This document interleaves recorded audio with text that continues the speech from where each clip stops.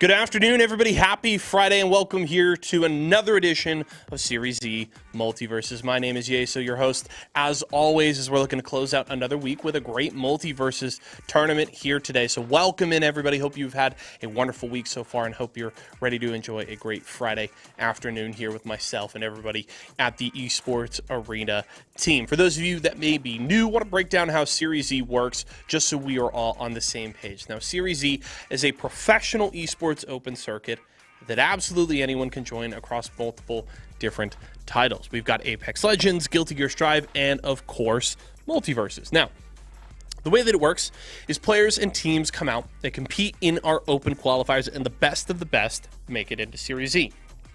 Now, what does that mean for them? Well, players will get the opportunity to sign a contract, get sponsored by one of our partnered brands, earn a monthly salary, and get to compete weekly for points and prize money. In MultiVersus, it's every Friday right here with some of the best MultiVersus talent there is in North America. So if you're looking to get involved, need more information, head over to esportsarena.com today to answer all of those questions. As we come back here into the studio today, of course, looking back at what we've seen so far in 2023. Of course, we're in the heart of the inaugural season here of Series Z MultiVersus, and it's been quite a journey. Of course, Vitamin Water, the big hyped up team coming into the season, Mirrorman and Costelix, everybody had a target on their back. Didn't start the way we expected. Some struggles early on at the end of 2022, but they came out absolutely guns blazing here in 2023, winning 4 brackets in a row starting in early January. Now, they were looking to make it 5 in a row last week, but Moonlit Knights, in their second invite into the bracket, finally broke that streak. Moonlit Knights with a 3rd place placing just a couple of weeks ago in their first invite here to Series Z MultiVersus, improved on that result even more last Friday, taking the win. In fact, taking down Vitamin Water in grand finals in the process. So Moonlit Knights, definitely a big performance from them, and expectations are high for a team that has not placed outside of the top 3 so far despite that small sample size. We'll have to see if they can keep things rolling and if Vitamin Water can get that return to the top. And then, of course, we have to talk about the rest of the Series Z squads, right? State Fair, Aegon by AOC, Mike and Ike. These 3 duos have had up and down results so far and have seemingly been really kind of stuck in the shadow of Vitamin Water so far this year. But there's a lot of talent there, and a lot of them started really strong at the start of the season, right? When Vitamin Water wasn't finding the results that they were hoping for, it was Rams, Martoons, Meth, Clueless, these players that were really stepping up big time. And we'll have to see now, with Vitamin Water knocked off that pedestal a week ago, if now those duos can take advantage of this opportunity and really put themselves at the forefront here of Series Z MultiVersus today. Of course, it's going to be a tough bracket. As always, 8 incredible duos here to battle through a double elimination bracket, but I can't wait to see how things shake out. My good friends Charles and EE are next door in the studio here at the Esports Arena headquarters, ready to bring you all the action. And of course, I'll be here to break things down in between. Maybe we'll check out some replays later, and of course, keep tabs on what's going on all across our bracket. So get ready for that. We're not going to wait any longer, folks. Let's get into the fun. Another bracket here, another Friday afternoon full of Series Z MultiVersus action starts right now. What's going to be the play? Uppercut. Yes, sir. Up there. And there we go. We're going to have a 2-hole stock lead. Oh, and then the butt bomb Cosmix is out of there. Oh my God. That's with you, but I mean, look at how close it is already. We have all 4 players at over 100%. Mirrorman's going to lose his first stock on the dagger on the Velma, which is going to be very good because then it could just be bringing himself right on over to deal with Martoon. And they're going to be able to get it to He knows he can't really send Arya. Bro, Mirrorman is looking so hard for this kill, and he's going to be able to get it. Oh my goodness. So blue team going to take the first game out of nowhere. Well, hello there, everybody. Thank you so much for joining us for another awesome edition of Series Z, featuring one of the best games out there. We're talking about MultiVersus, of course. I am EE, joined by my great friend Charles and Chuck. You know, to say the competition and say the talent is there, as Yeso said earlier, little understatement just based on what we saw last week. It was insanity all around, like resets, so many close calls, so many talented individuals, and we're back to do it again. Absolutely. Week after week here. Season 1, just full of surprises. Vitamin Water finally getting knocked off their throne. But we'll see if Mirrorman is competing this week. Luck was the replacement for Mirrorman because he was moving. So really interesting to see all these teams kind of mesh up, even with certain replacements and all that. But man, Vitamin Water, definitely the highest in terms of points for this week, right? Or for this season. So they've been racking up the points. They are kind of matching up to the expectations that they had before. So really sick to see. I mean, Mirrorman and Caustic's two very, very strong players in the MultiVersus community, and it's definitely showing here in the Season 1. Yeah, I mean, no doubt, man. It was only a matter of time before they really started to kind of put the pieces together, and ever since doing so, they've had quite a bit of success. Nobody is going to doubt that. And of course, just being able to see that classic team of just Velma and Bugs still just hold it down, bro. Yeah. Even dominate in certain sections, right? Like, this is a team that obviously understands their characters. Yes, they've gone through some changes, some patches, some nerfs, and it's made it a little bit more difficult. But with that comes just a new, I don't know, kind of like a desire to find like a new strategy and just, you know, kind of hone in on some different ways of executing it and running that game plan and getting the job done. And it's really inspiring to see.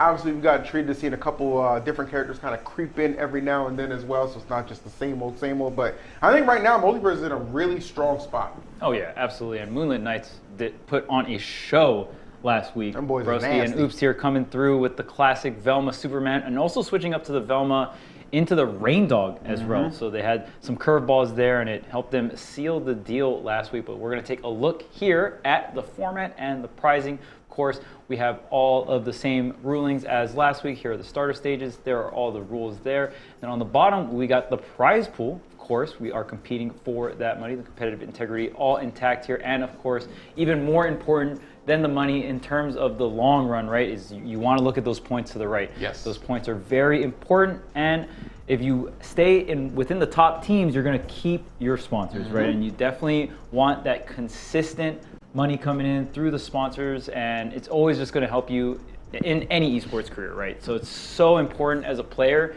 Those points are just number one on the priority list. 100%. I always say, like, that's the most unique thing about Series Z is the Yes. fact that they're just hooking people up with an opportunity to not only get a great sponsor, but maintain it through your performance, okay? And that just gives you something more to fight for, as you said, Chuck. Obviously, it never hurts to see some money on the line as well, either. I'll take that every chance I get, no doubt bag, about you know that. what I'm saying? The bag is there, baby. Might as well grab it on top of some points, along with a great amount of sponsors that are a part of this event, too. So you see this formatting, you see the prizing, and you're going to see some amazing action for sure. You mentioned the Rain Dog last week. I'm telling you, that was easily, like, ever since we started doing these, which it's been a treat and a pleasure, that was easily like the biggest surprise I've seen somebody just whip out the Rain Dog and it just cook. Not just bring it out, just, oh, I'm down 0-2, let me just do something different. No, I'm bringing this out because I think I can win, and they got the job done. Yeah. Rain Dog was definitely a closed alpha character in terms of just a very meta character in the closed alpha. Kind of fell off, I think, once players started to realize how strong Velma was during open beta, the early parts of open beta. And we just haven't seen that much Rain Dog here and there. Like, we'll see it here and there, but for a Rain Dog to win a tournament, that's a very...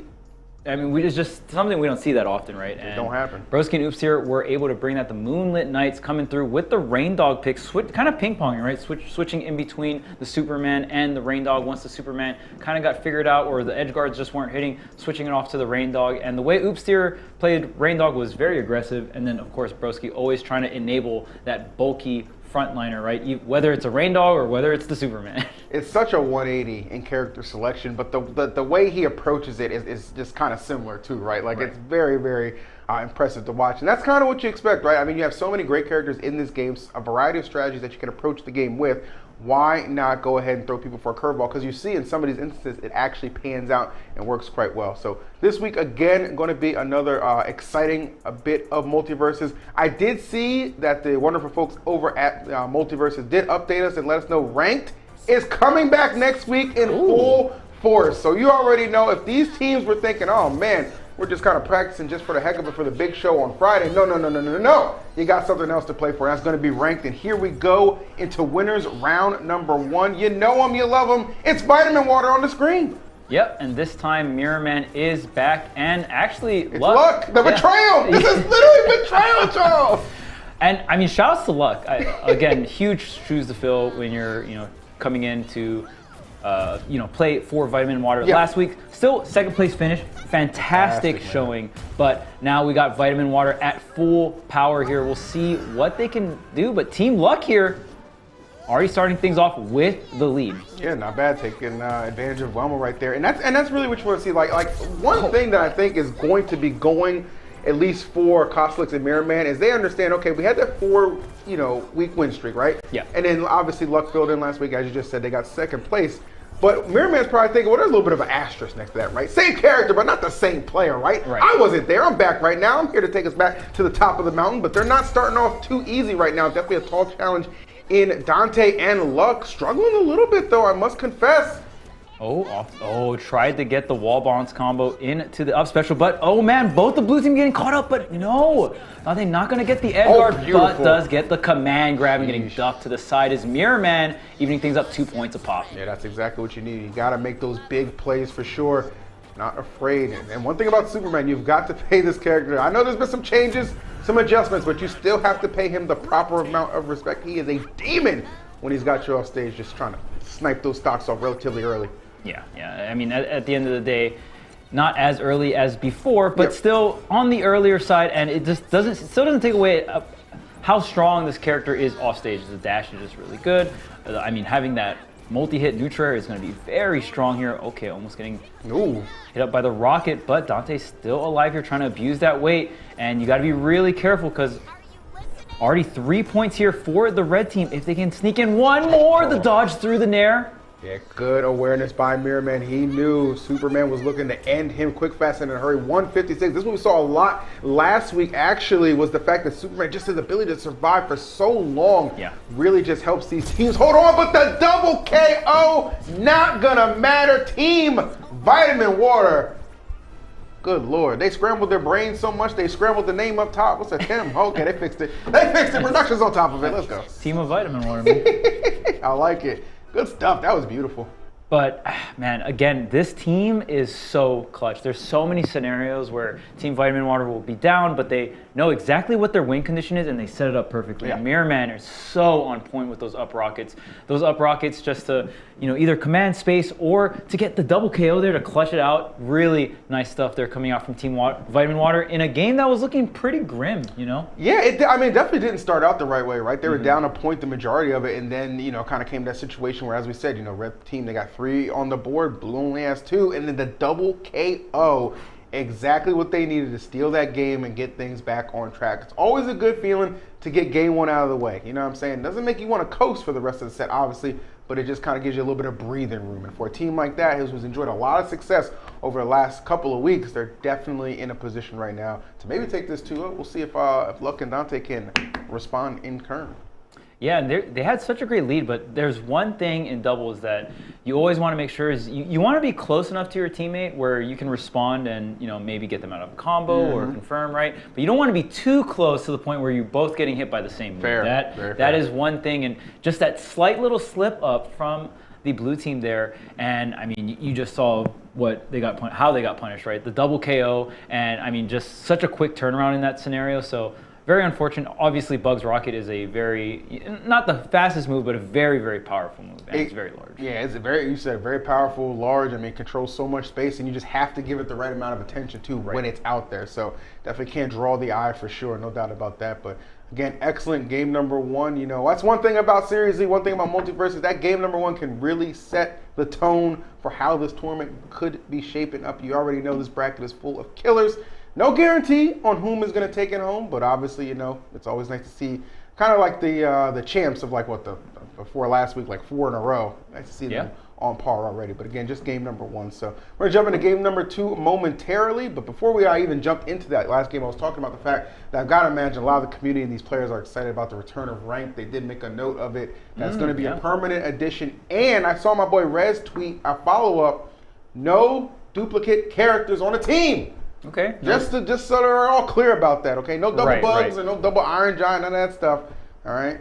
That is something they mentioned. Who's versatile. Yeah, I remember they mentioned that fairly early on during the closed alpha. I didn't know if they were going to stick with it or not.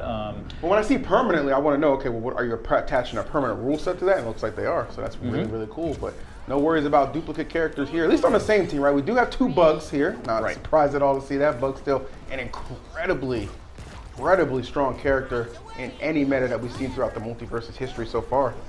Yeah, and I know there's been talks about drafts and stuff like that. That would be crazy if it became drafting, like you have to draft pick your characters, and then you could only 1 bugs can be on the screen. Give me 100 characters, I'm for it. Right. So I mean, a lot of options in that case. that would be a little bit more down the line, a little more characters, but okay. Already looks like Vitamin Water riding that momentum, racking up a good amount of damage here onto the red team. Both safes are out. Ooh, okay, Edgeguard here. No, not going to connect. Oh, nice use of that safe, actually. And I like the pressure that Mirror Man putting on right now. Good use of the rocket, too. Wasn't high enough to maybe catch and make the up air work, but still the pressure being put on right now got them into triple digits. And they are really just commanding the presence on this stage. I don't want to get too anti-efficient for these kills right now, but they are definitely in some prime position. Ooh, up rocket. Oh, man, wow. Almost snuck the point there. Was luck on the Mirror Man here. Oh, man. Both safes offline now, trying to get the full set up. And wow, look at that aggression coming in from Vitamin Water, just instantly teleporting with the rabbit hole, getting a lot of aggression in. But the Edgeguard starting here. No, the scramble gets broken up. That's so huge for the blue team here. Vitamin Water trying to finish off these KOs, but just can't really put the nail in the coffin here. Yeah, the damage is certainly there, but yeah, as you said, like unable to really just kind of close it out so far. Oh my goodness, that save actually coming out of nowhere. You're worried about my man riding back to the stage with the Acme rocket, but no, it was the safe that actually ended up closing and getting them that first point on the board. See what else they can do. Oh, nice response and me. Let's tie it all up. Oh, how about that? Forget the tie. We're going to just go ahead and take that lead real quick. And this time not Superman tanking, it's actually Bugs who is ascending over there. Luck playing out of his mind right now, trying to help his team get this victory in the second game. Yeah, Luck just being such a menace right now. Can't really seal the deal here. 165% on this Bugs. Finally, the up attack coming out from Velma will do it for Team Vitamin Water. Going to get the armor and also launch that safe. Also setting up the hole here is the red team. Team Luck trying to get something started. They've got a good amount of damage taken. Oh, man. That would have been nasty. I don't think it would have KO'd, but just the I love when situations like that do present themselves. Blue team trying to get it back on track right now. Rabbit hole escape route, and then just resetting the situation. Nicely done. Oh, good combination string. Luck taking a lot of damage on that one. Yeah, just reading the DIN, going for the double nair there into the up air. Great stuff. Okay, getting the reverse hit. Yeah, now Dante taking a good amount of damage. Like you are Superman and you can tank that good amount of damage, but when you lose the point there to like 120, that is not good. And then you're immediately spawn in and you just get comboed all the way up to what, 84%? Not too often I see Superman in a situation where he needs to be rescued, but that little string right there was absolutely intense. Have that Miraka to get back safely and gonna commit to KOing Superman. I mean, he was already so far down, and Mirror Man found a little recovery route back up, so he's actually in a perfect position to capitalize off Dante maybe feeling a little too comfortable down below, and he would not be returning. So Team Vitamin Water back you kind of would expect, man. Back at it again in that winner's circle and moving on to round number 2. Yeah, fantastic edge guard coming out from Mirror Man. This is what separates the great from the good in MultiVersus. It's how you edge guard in this game. It's so important. You can get so many points off of those edge guards, right? Mirror Man just using the charge dare, sees that Dante goes low and just immediately had that dare ready to go. And the great thing about Bugs is that dare is really, really quick. Not the most active dare, but very fast. So the way he sets up the traps off stage with it is so well. And then on top of that, there was an up rocket that forced Dante to recover low. So just incredible resource management coming out from Mirror Man, and the only thing that could have got Dante out of that situation was his teammate. That's it. That was all that could have saved him, but unfortunately was not meant to be. So 2-0 for Team Vitamin Water starts things off very, very strong. Obviously, I don't think it's going to be too much of a surprise. I expect them to make a pretty strong run in this tournament, likely end up in winners and grand finals, something like that. But of course, we got to see everybody else competing too, because there's always somebody with something to say. That's one thing about this tournament, is nothing is guaranteed, despite how consistent somebody may be. Oh yeah, absolutely. And Mirror Man, not being here last week, but showing absolutely ready to continue the trend For me, I feel like they're still fighting for this 5-win streak, right? Yeah, for sure. This team specifically, I know Vitamin Water did not get first place last week, but that was with a different roster. So we'll see if Team Vitamin Water can continue the, somewhat of a streak. Yeah, I don't know where Mirror Man 5 in a row. moved to, but the way he was playing, man, it must have had that gigabyte internet because he was moving. He was moving, bro. Just flawless across the board. So you gotta appreciate that for sure. And kind of reminding Koslick's like, yeah, there's a reason that we're them guys. You know what I'm saying? That other guy over there, he subbed in for me, but I'm gonna take care of that. And they did 2-0. So I gotta give it up for sure, man. Always entertainment when we come to situations like this. But kind of looking ahead a little bit, I feel like these teams that we're seeing compete right now in Series E, I want to see these teams also when there are other tournaments start to pop up again on another scale, you know what I'm saying, like more consistent events, stuff like that. I hope that these teams stay together and they bring that to other brackets as well too, right? Because I think Series E, such an amazing proving ground for these teams. This is one of the hardest MultiVersus tournaments that you're going to come across. There's no doubt about that. So let's see them keep that good consistency, because that's one thing I dislike in some other games is those static teams aren't there anymore. You know what I mean? Sometimes it's just good player with good player, and it's every different tournaments with somebody. And I like consistency in my teams. You know what I mean? Right. That's something I miss. Because you always want that synergy, right? Yeah. And you want to see teams get played at the absolute highest level. So that's one of the pluses, big pluses here for Series E, consistency here. Every week you're seeing the top level teams combat against each other, and look at here. I need it. We got Apache and Shiro. Oh, wow, that was quick. If you guys didn't get an opportunity to see Apache and Shiro last week, well, let me tell you something. This is not the match to take a bathroom break in, okay? These two absolute killers. And it is going to be very interesting to see how our friends Ross and, why can't I ever read his name? Cinco. Cinco. Oh, is that Cinco? Yeah, that's okay. Cinco. Good Lord, I need some new glasses. Ross and Cinco back at it again.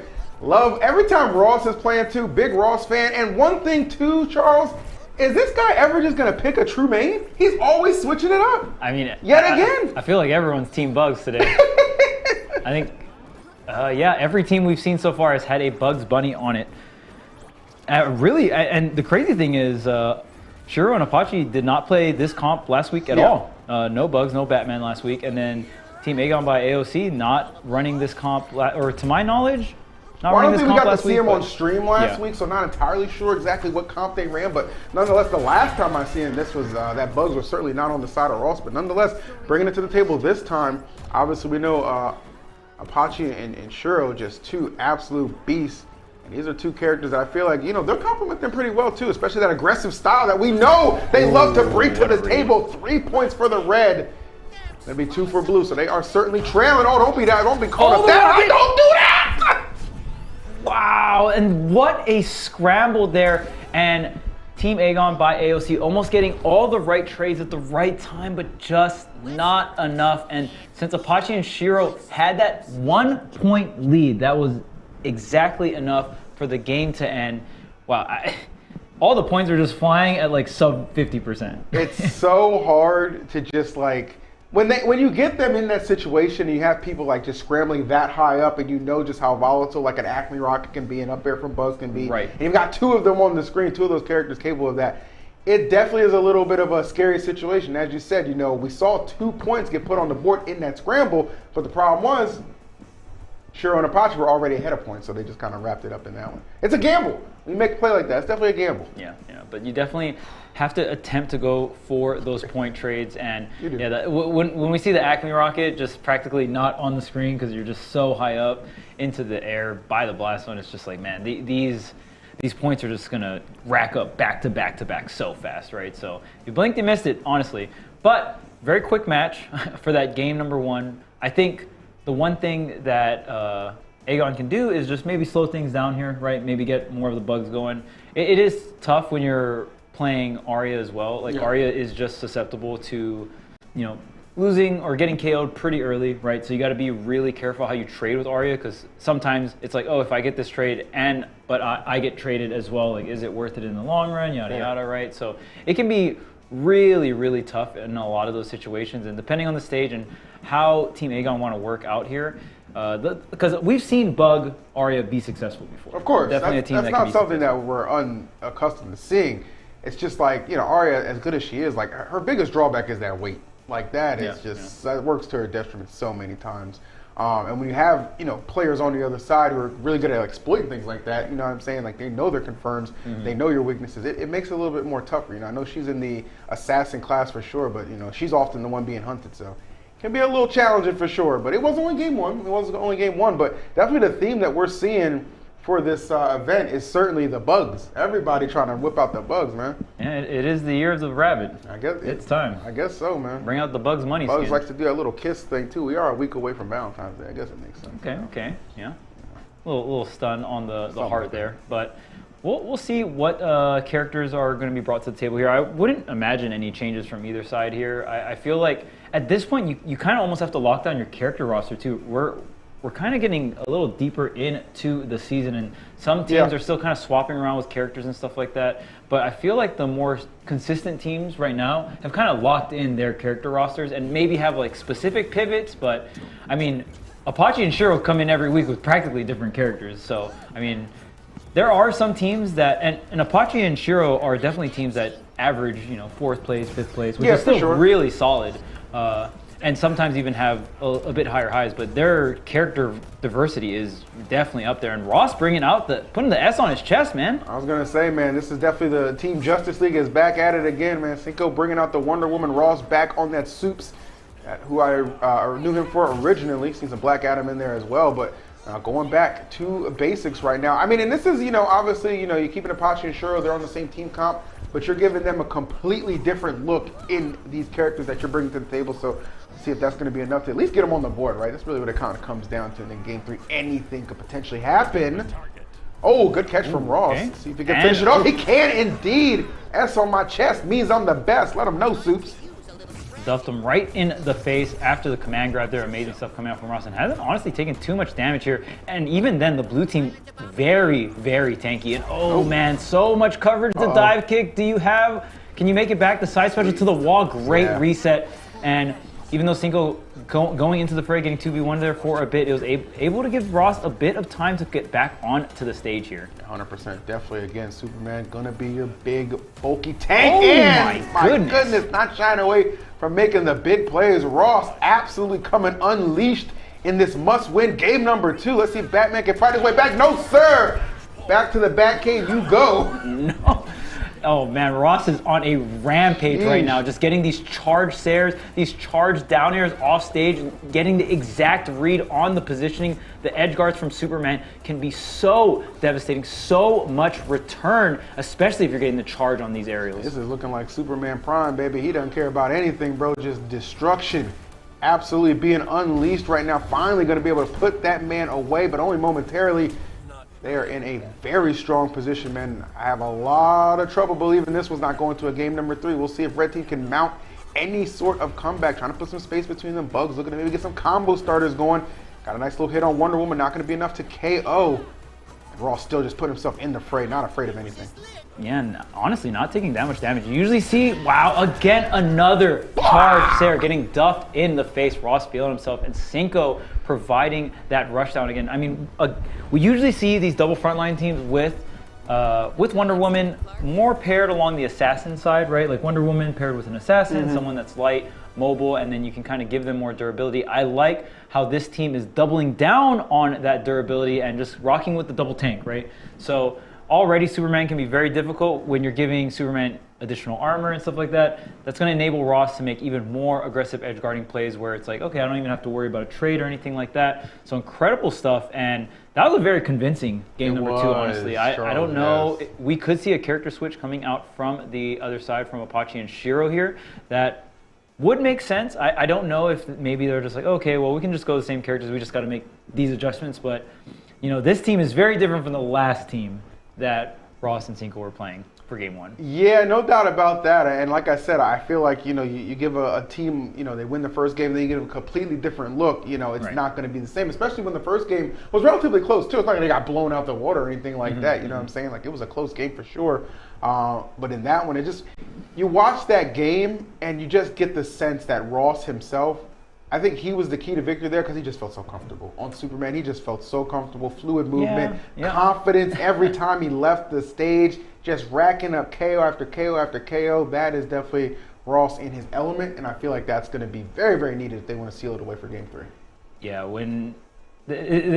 it's just not much to say in terms of like, well, every time if you go off stage and you charge an aerial and you hit them off stage and you kill them at like what 50% or something like that. That's pretty good. That's pretty solid. That's definitely going to be the key to victory here. And I mean, when you're getting that much return, that's the highest highs of Superman, right? So not every Superman game's like that. Sometimes you're getting comboed to Kingdom Come, and then you get KO'd a little on the earlier side, right? Maybe like 100, 120 and stuff like that. But honestly, Ross wasn't even getting hit either. Every time I looked at Ross's percent, I was like, oh man, the percentages are really low. And Cinco was doing a great job of just either backing Ross up and or just setting up the edge guards for Ross as well, right? Yes, I agree. So once Cinco would get a hit in neutral, you would see Ross just immediately push forward and try to go for that edge guard, while Cinco was like more so covering the on-stage options from his opponents, maybe if they're going for the wall or maybe if they're trying to go up and around Ross. So incredible synergy coming out from this team. Yeah, for sure, man. Definitely appreciated everything there. I just the way it started off, I was thinking in the back of my mind, I didn't want to say it. I was thinking in the back of my mind, oh, this man said it. Oh, this man said Game 3. He said Game 3 confirmed. You know what I'm saying? Old Clark Kent was not going to be denied on that. So I got to imagine the team comp certainly going to stay the same for Cinco and Ross. On the other side, though, we know Apache, we know Shiro. They play a multitude of characters, A lot of characters. Who's to say they're not going to be the ones switching things up? Taking a little minute to get to this game number 3, so they might be doing a little bit of deliberating and discussing not only on what stage they're going to elect to go to, but definitely what characters they could potentially bring out. Yeah, they were running double assassin last week. I don't know if you want to run double assassin versus Superman and Wonder Woman. You're going to be very light, and if the same thing happens as last game, it's going to be even earlier percents, right? So we'll see what they opt going here. They might just be thinking, well, if we can rush them down enough where they can't even convert and kill us. It's very high risk, high reward. Yeah, the double assassin, cool. you're doubling down. Yes. It's all or nothing here. So we'll see if that's the pick. I mean, I know I was a huge fan of the Finn last week. Really fun to watch. The Harley as well. So we could see the double assassin come through, but we'll see if they stick with the Bugs team here, more of a standardized team here. Only time will tell. I will tell you, no matter who they go, though, they've got to respect Ross when you're off stage and he's coming at you. You've got to respect him. You know, it's easy to just kind of like panic dodge. You know what I'm saying? Like, oh, I just want to get back to the stage. But Ross will feast on that, man. He's gonna wait because he doesn't always just throw it all out immediately, right? He's not.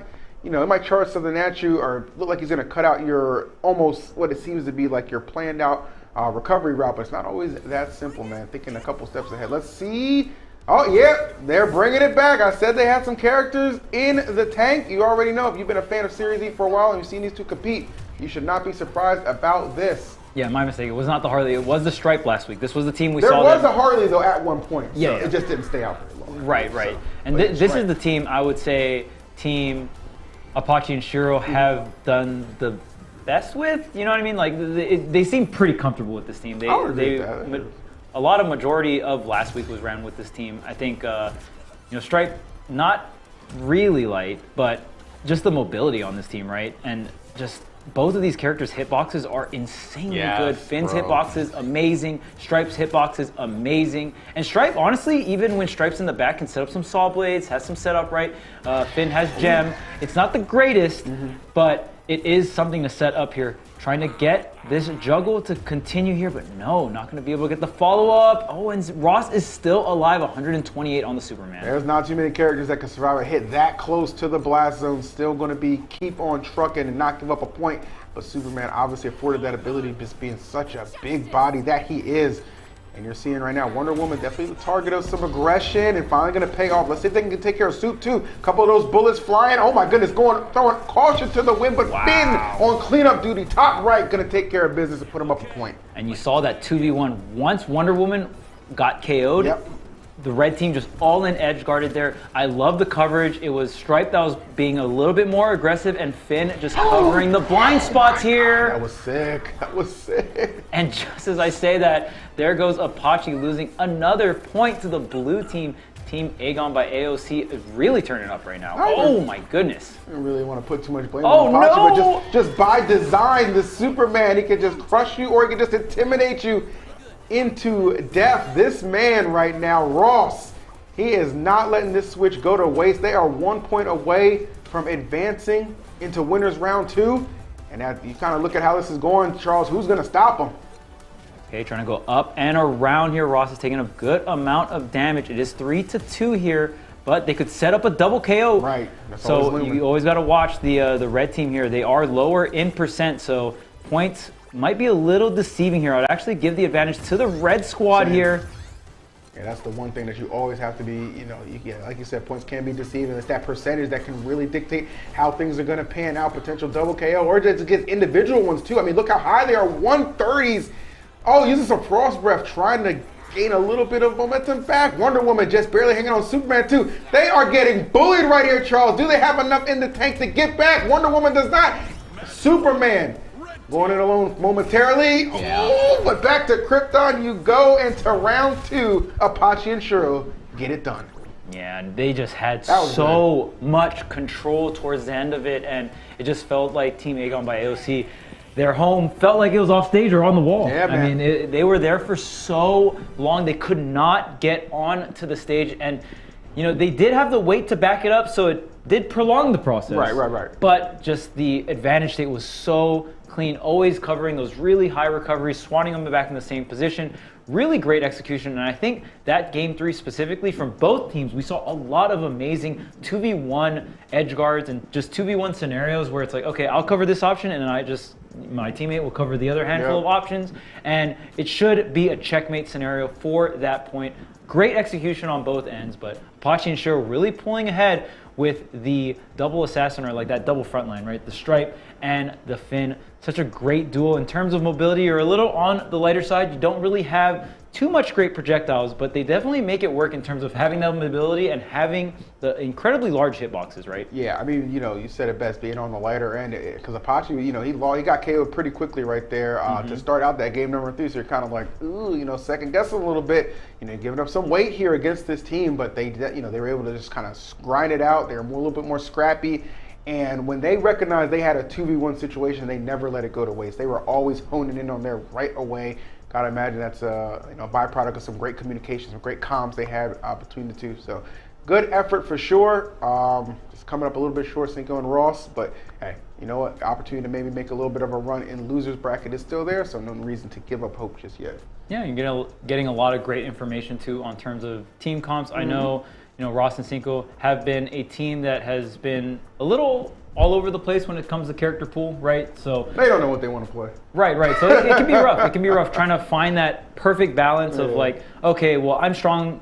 Like me as a player, I'm strong at X, Y, and Z, so I'm trying to find a character that can, really push my strengths, but at the same time, it really needs to synergize with my teammate's character and stuff like that. So it can be really tough finding a good team roster, right, when you're coming in to a lot, and especially when you're playing at this level of play as well, right? So if you do have any holes or weaknesses within your team, it just gets exposed really quick when you're playing at this level of play. So again, like I said, you're finding out a bunch of great information, and you're trying to solidify that character roster. Yeah, I think to your point too, it just kind of comes down to the fact that they recognize, okay, well, yeah, we do have like a situation where we are trying to solidify that roster, and I get, why they did, go the Bugs combination in the first one, right? Just again trying out some new things. Never anything wrong with that, but I really do think this team's success can really hinge on the fact that Ross just sticking with that Superman, and then just getting the perfect compliment for that, because that Supes is OD on point. Yeah, the Superman. And and I'm the very Black confident in Ross's Superman, and I hope he has the same confidence too. Because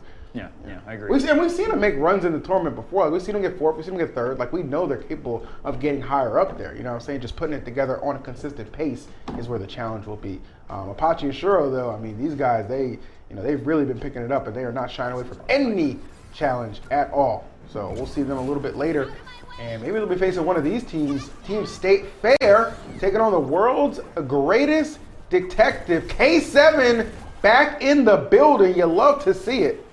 Along with Legendary, let's go. Yeah, so the two big hitting teams, the usual suspects for seed 1 and 2 are here. Team Vitamin Water and World's Greatest Detective is going to be really fun to watch these two teams fight through the bracket. And Team State Fair, a team kind of middle of the pack currently, and also a team where I feel like they're trying to figure out the character roster just because of Iron Giant being such a unique character, right? So usually we see the Iron Giant and we see Meph on the Velma, right? But now this time on the Harley. I know it was a while ago, but Team State Fair, they won a week, didn't they? I believe so. Yeah, I believe they are like former champions for sure. So they've been to the top of the mountain. It's just been a struggle ever since then to get back there, right? All these teams have really just kind of stepped up their game and really made it that much more challenging. And as you said, yeah, it can be a little bit of tough with the Iron Giant on your team for sure. Just a big target that I feel like all these teams are just really good at exploiting and taking advantage of. See him coming through with the authority right now. Trying to dodge. Oh, I like that K7 not avoiding getting into a little bit of a scuffle, but needs to be careful at 151. Batman might be built like Superman, nice. but he's not as heavy as him. Oh, and again, back to back, showing off the cape there. Definitely worth it in that situation. Evening things all up here, 2 points apiece and low percents. Looks like the left wall about to crack as well. Getting all set up here. It's red team with all the control here. Trying to come in with the boomerang. He's going to pop the bolt here from Iron Giant. It's a really big deal. Getting that on cooldown is now you can just combo all you want here. And on top of that, just going to have to avoid all these projectiles. So I think Velma is such a great character against Iron Giant. You have those disjoints on the up attack and the up air as well. Yeah, she knows it too. I mean, you can see like that is exactly her prime focus has definitely been disrupting and dismantling this Iron Giant. K7 obviously the perfect backup for sure. Much like Batman does IRL, just handling Harley too whenever the situation does call for it. Okay, here comes the Doom missiles. Not going to have too much of an impact here. The up attack almost coming through here for Legendary. That would have definitely gotten the KO right there had it connected, but just a little bit off. So still some hope right now for the red team. Up there again. Not going to clip here right now. Oh, that's going to do it. Okay, 1 point to go. Batman, can we hold on? Yes, we can. Oh, I like that. Oh my, he baited Harley to come in there and think you got a free punish. No, sir. K7, a different breed. That mallet's still not enough to put away Batman. You got to be careful if you're Meph here. This is, I mean, surely the Iron Giant is going to fall for the last point. So it probably is going to be Meph. And just as I say it, the world's greatest detectives also figuring out that was the answer to victory here, and that's going to put them up 1-0 here in this set. I feel a little bit of can definitely be a little bit scary too. Again, you know, the points on the board favoring them, but the percentage, of course, could allow for a double KO. But as you pointed out there, they didn't give them an opportunity to make that plan a reality. So kudos to them, world's greatest detectives, getting game one. Yeah, and we've kind of mentioned that is the weakness of playing some of these assassins, right? When you're kind of getting into that last stretch of the game and you're the teammate with the higher percent, you're the one that has to kind of tank it out and not tank it out, but you're the one that wants to avoid any kind of conflict, right? Because any kind of stray hit could lead into a situation where you just outright lose the point or you get put in a really, really bad spot, right? But a lot of these assassins, they don't have much impact in the back. It's best case scenario for most teams is if your backliner like Velma is the one that is trying to stay away, because at the end of the day, Velma has a lot of full screen impact, right? You got the word bubbles, you have the megaphone, there's a lot of things that you can impact the field with while being very far away, so that's okay. But again, these assassin types, when you're in that final stretch like that and your weight obviously not going to help you, so it kind of activates that even earlier, right? So that's where it can be really, really tough, is when your light assassin character is the one that kind of has to, you know, tank the point at the very end, which is like so hard to do. Having, just two, really kind of trains of thought there is like, okay, you got to make sure obviously you have the ability to just kind of juke and maneuver really well, good solid control over your character, and two, just a teammate to back you up that you trust, that you know is going to kind of help you then be there in a pinch. And we've seen a lot of those scenarios and situations kind of pan out in multiple weeks throughout multiple brackets of Series E for sure. So, everybody you're seeing, again, one of the reasons I'm loving these static teams is they only get better and better as time goes on, as they compete every single tournament, a chance to elevate the gameplay, the strategies, and you see the execution, man. The consistency is certainly there with those teams who have been clicking a little bit more. And I think you can kind of look at your first 1, 2, or 3 weeks as like anybody can kind of get it, and then that's where it starts to stick after that. And I think it's been consistent in that regard. Oh yeah, for sure. And even just I think having solidifying your team and being like, okay, we have this curveball combination, maybe this other curveball combination, really solidifying things. Even there, I mean, we saw the Harley come out instead of the Velma, right, for Team State Farm. So I think that is an adjustment coming out from them. Maybe if they don't want to have like a Velma mirror or anything like that. So having that Harley is someone that can pressure Velma just really quick, really mobile. You have really big hitboxes. So, Harley can definitely still play that mid-range towards the late part of the game. But man, if you mess up, it's going to hurt. I do appreciate our Team State Farm. Like, they are determined. Like, they're like, look, we've got proof of concept. We've won a week, okay? Yeah. They are determined to get that Iron Giant back to winners finals, back to grand finals, and try and take another one with the IG, man. Like I do like Iron Giant. I'm not sure if Iron Giant's built right now. Is this Iron Giant's meta? It doesn't really feel like it, you know? It doesn't. I mean, when you think about it, if Velma is just a strong character in the meta, which she's been relevant for so long, like I don't think there's a point where Velma has not been relevant in terms of tournament meta, right? Like, and we started seeing tournaments in like closed alpha, open beta. So this character has just always been relevant, and Iron Giant had certain bugs that made him really powerful on release, but eventually those bugs got patched out, and now we kind of see a fall off. I mean, we've seen some success from State Fair, and I do appreciate the character diversity, right? I always love seeing all these different characters. Iron Giant's such a unique character in terms of design, so really sick to see this character out here and still being able to compete at this top level, but not really able to make it, like you said, to that top 3 echelon part of the bracket as of recently. But you know, like you said, had proof of concept. We've seen it in the earlier series or earlier season 1 here of Series E. Yeah, not impossible for sure, but definitely, like I said, definitely going to prove to continue to be a challenge. But Iron Giant, definitely one thing about him, those hits, they do absolutely matter, and they can stack up, and in that case, amount to a point. But look at these combinations from K7, just continue to keep it going. And they're just going to redirect the focus here. But Harley not going to get caught up in a double team situation. Actually does a really good response to K7, trying to take advantage. Iron Giant coming back with a lot of aggression. I mean, that's Iron Giant's calling card, right? A lot of aggression. But Velma just with the answers. It's so different how Team State Farm is playing this team as well, because usually we see the Velma paired with Iron Giant, a very good pair for Iron Giant. But this time we see Harley paired up, and now Harley kind of playing the front line, and Iron Giant throwing the bolts in the back is actually very impactful, very solid move, right? So I actually kind of like how Team State Farm is switching it up, not only in terms of character, but also the positions that they're playing. Oh, wow, okay, nice. Can we get a 2? No, okay, not quite there. Oh, watch the bolt, though. Oh, wow. That's enough. K7, wow, okay. That really impressed me because it surprised the heck out of me. I was not expecting that to be enough to KO. That was grounded too, right? Like, yeah.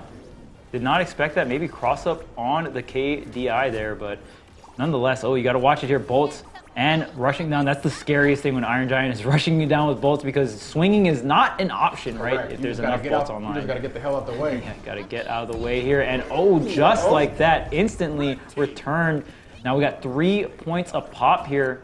Everyone at fairly low percent, so we'll see how this one plays out. Yep. K7 getting a good amount of damage here on Clueless. Wait a minute. Okay, try to get the down air starter. Not going to happen, and I like this. You see blue team just kind of backing up here, getting the armor set up, getting the batarang set up. The bolts does get popped here. You got to make this count. Goes into the transformation, has the missiles come out, but not too much. Harley does get in, but oh man, I don't know if you wanted to get out. Yeah, I was going to say, that's actually extremely terrifying. Don't want to get caught up lurking that high. Harley, Iron Giant, both these characters in some danger right now. Pretty minimal percent for Batman. Velma, though, she can do a really good job playing that back line, not have to really engage, just back up K7. Oh, and there it is, the bolts. Gets popped, and that's going to be it. Yeah, again. That uppercut, bro. The cape's too strong. That's what it does, man. Nicely done. World's greatest detectives get the 2-0, but not without a challenge. Team State Fair definitely holding their own for sure. Not able to come out on top, but definitely appreciate the effort. Yeah, again, I just want to point out the strategy changes coming out from Team State Fair. They, changed the character, but they also changed the position. Usually you see the Iron Giant playing the front line, tanking the damage, if you will, but kind of seeing a different style of a Iron Giant team. So saw Harley playing more of the front line and Iron Giant coming in as the backup, either throwing bolts or just coming in with really big hitboxes after a certain scramble. And I like the strategy. I like how they're trying different avenues to try and make this Iron Giant work. It's very clear that they want to make this Iron Giant work. So trying out different combinations of characters and different playstyles, and really trying to figure out when and where this character can thrive. I mean, this team has just got to be, so up there when it comes to knowledge of Iron Giant and how to enable this character in many different ways. Because the easy answer is obviously Velma. This is like a very flexible character that can enable a lot of characters, especially big and bulky ones. But I like that they're trying different avenues, trying to enable Iron Giant in different ways, shapes, and forms. You have to. I mean, you know, sometimes the easiest answer is the one that people already know, right? They're already expecting it. They're already game plan for it. So it doesn't always quite work out how you might plan. So I think it is very, very smart for them to always kind of be, you know, retooling a little bit, seeing who they, as you said, who they compare best with Iron Giant. And again, you know, coming close, just, you know, just struggling again to just get over that hump. I mean, I know they're right there consistent. I know they're not going to give up anytime soon. But yeah, it's definitely it's been a little bit of a struggle for Team State Farm to really get back in that consistent winner circle. So best of luck to them on the loser side of things. And yeah, I think that's a good segue to throw to our man Yeso, who's standing by. In case you guys are just jumping in here, I'm sure he'll have a nice recap for you. 3 matches done, almost closing out winners round 1 here so far, and a few good sets, and the Series E partners having their ups and downs. Vitamin Water get the early win. Not a big surprise. They continue to be really good out of the gate here in Series E over the last month or so with another 2-0 win. But then we get back-to-back sets with Aegon by AOC falling, as well as State Fair, and it's not going to get better because now our next set, the final one in winners round 1, is Team Mike and Ike up against the defending champions. It's Moonlit Knights, who are looking really strong. Again, we mentioned at the top of the show how they have only finished in the top 3 in their 2 invites here to Series E. 3rd place in their first week, the win last week. They've got a ton of momentum. They looked really, really impressive last week as well, with some solid victories, especially deep in the bracket. So that is not going to be an easy set. Ransom Martoons can do it, right? I am, in my opinion, where I have them is the second best of the Series E squads right now in terms of just power ranking those 4. But this is a tough matchup to kick off the bracket with, and they're going to have their work cut out for them in this one. I think they can push it to a 3rd game, but it's anybody's guess what happens there, and I think Moonlit Knights are going to be really good at closing out these sets, so we'll have to keep an eye out on that. But certainly rooting for Mike and Ike. Have to see if they can earn that matchup with K7 and Legendary in winners round 2. Of course, those matchups set right now. Vitamin Water up against Apache and Shiro, who took down Aegon by AOC in a tight set. That one going the full 3 games, but Apache and Shiro keeping things alive, and they'll have that tough matchup against Team Vitamin Water that they have not been able to get through as of late. Apache and Shiro, very talented duo, one of the most consistent invites here to Series E outside of our partnered squads, and they've been struggling to get over that hurdle in winners round 2 and 3 as of late, and it's not going to get any easier there with the matchup with Vitamin Water,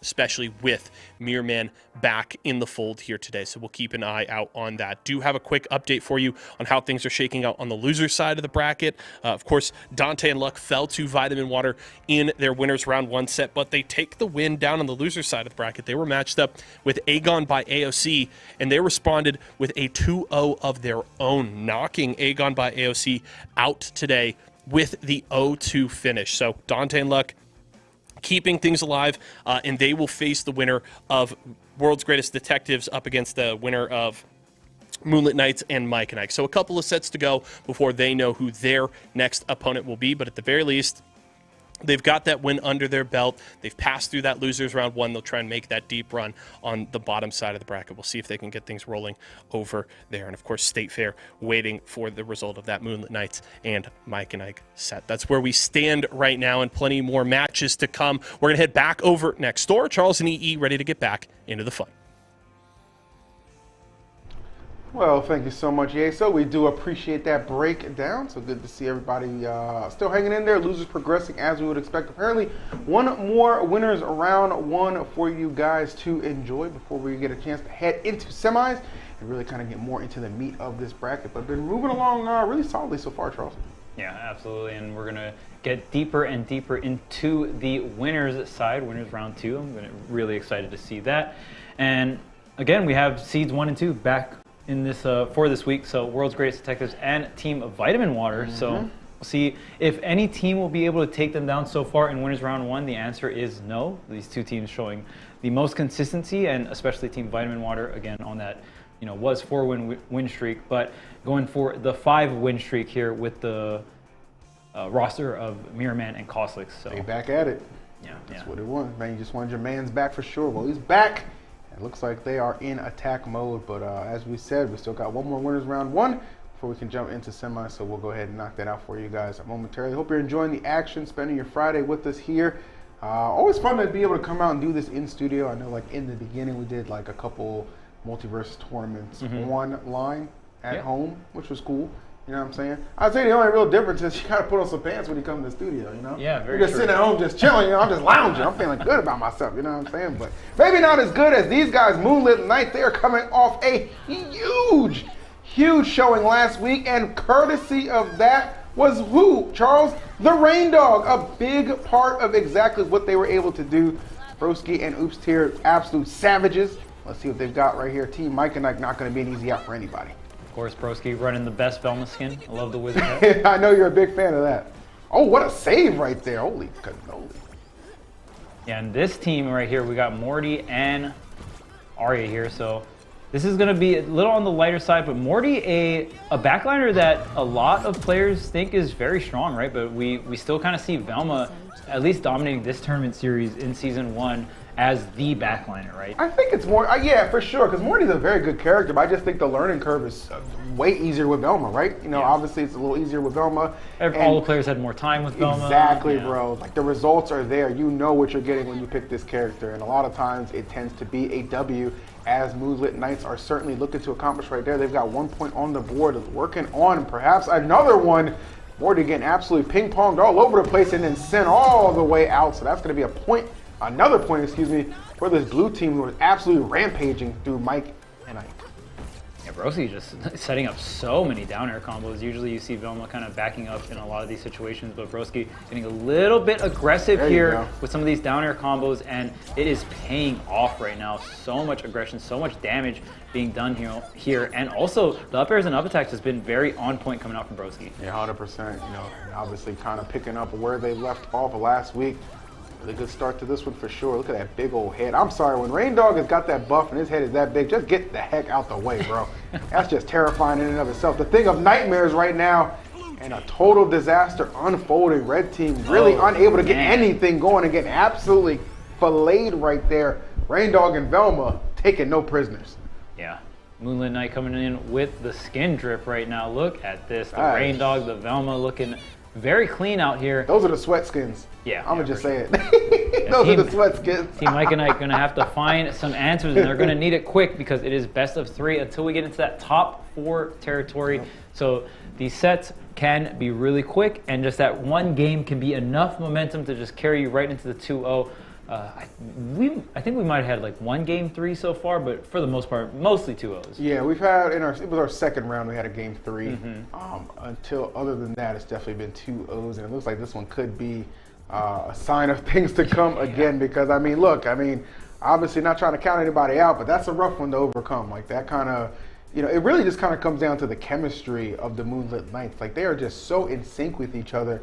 And you got 2 support characters in Velma and Rain Dog, and they don't play it like that. They just, you know what I mean? Like it's kind of press you and body so many people. Like you would expect that to be like, you would expect those to be more, kind of nail biters, close calls, but no, they're just winning convincingly. Oh yeah, both Velma and Rain Dog very aggressive, especially in that game as well. Just rushing down, getting a bunch of damage, getting their big openers right.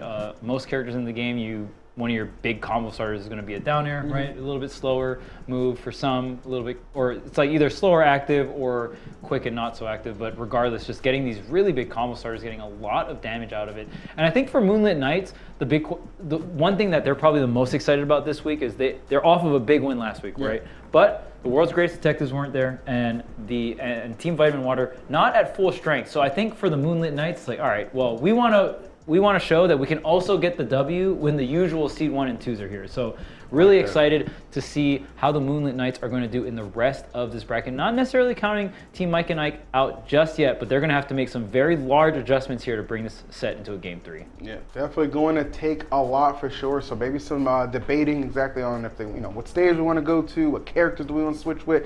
Let's see what they elect to do. Okay, Trophy's Edge and Black Adam making an appearance along with Bugs. Okay, so we are definitely switching things up a little bit. Got the rock skin too. Let's go. There it is, and that is the rock skin. Yes, can confirm.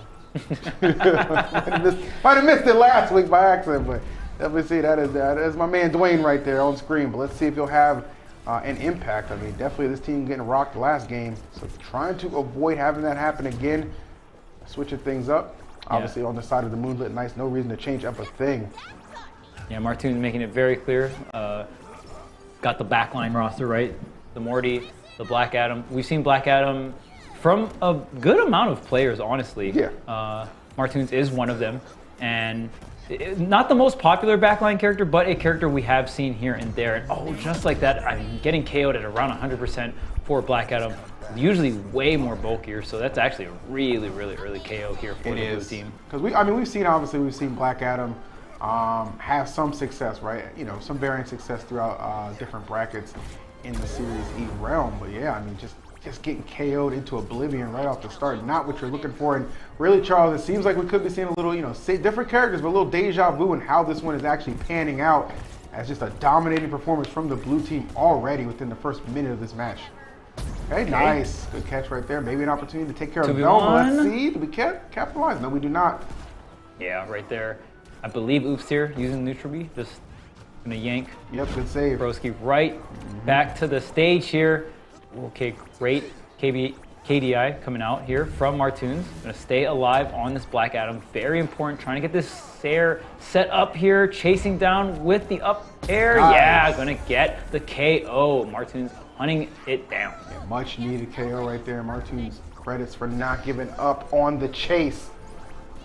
Let's see, Black Adam super in danger right here. 146, my goodness, and Bugs not that much better either. 110, okay, there's one, and that's gonna be two. Line it up, send them out. Your missile will come back, but you will not be accompanying.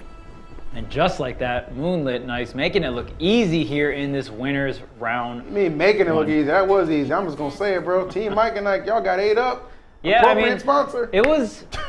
It was looking a little bit better. That was the early KO on Black Adam, so it still looked a little rough.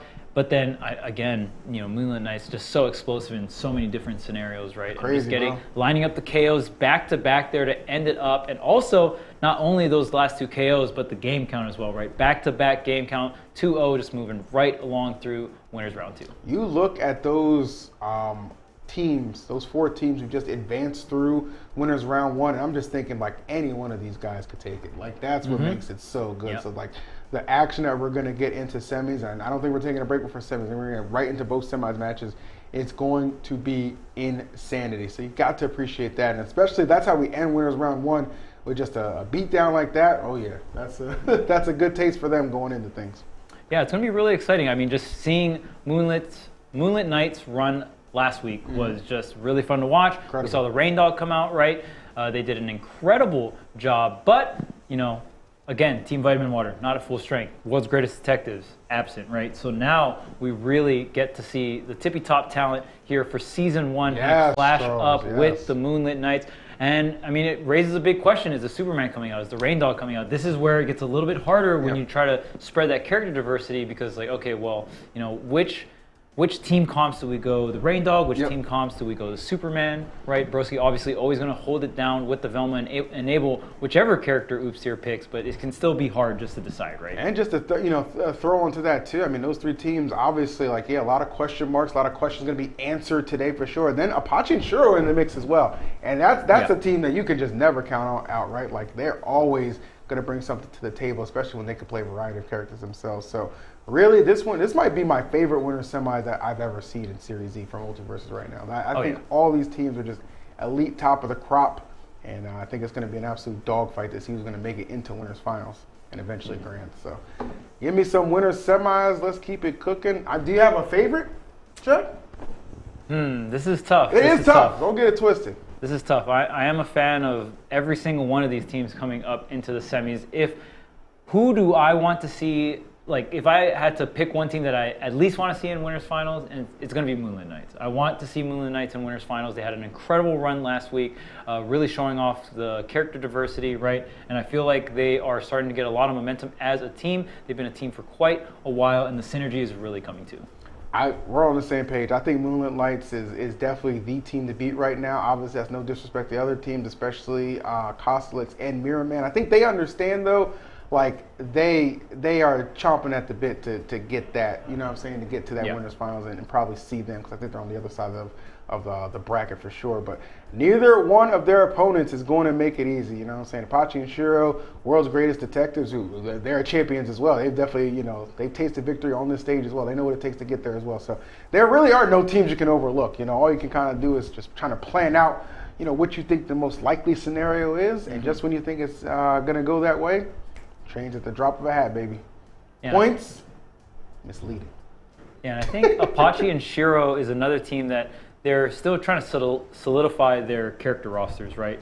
So I am a really big fan of the Stripe Fin. I think it's a double rushdown team or just double frontline team that has a lot of perks. Yeah.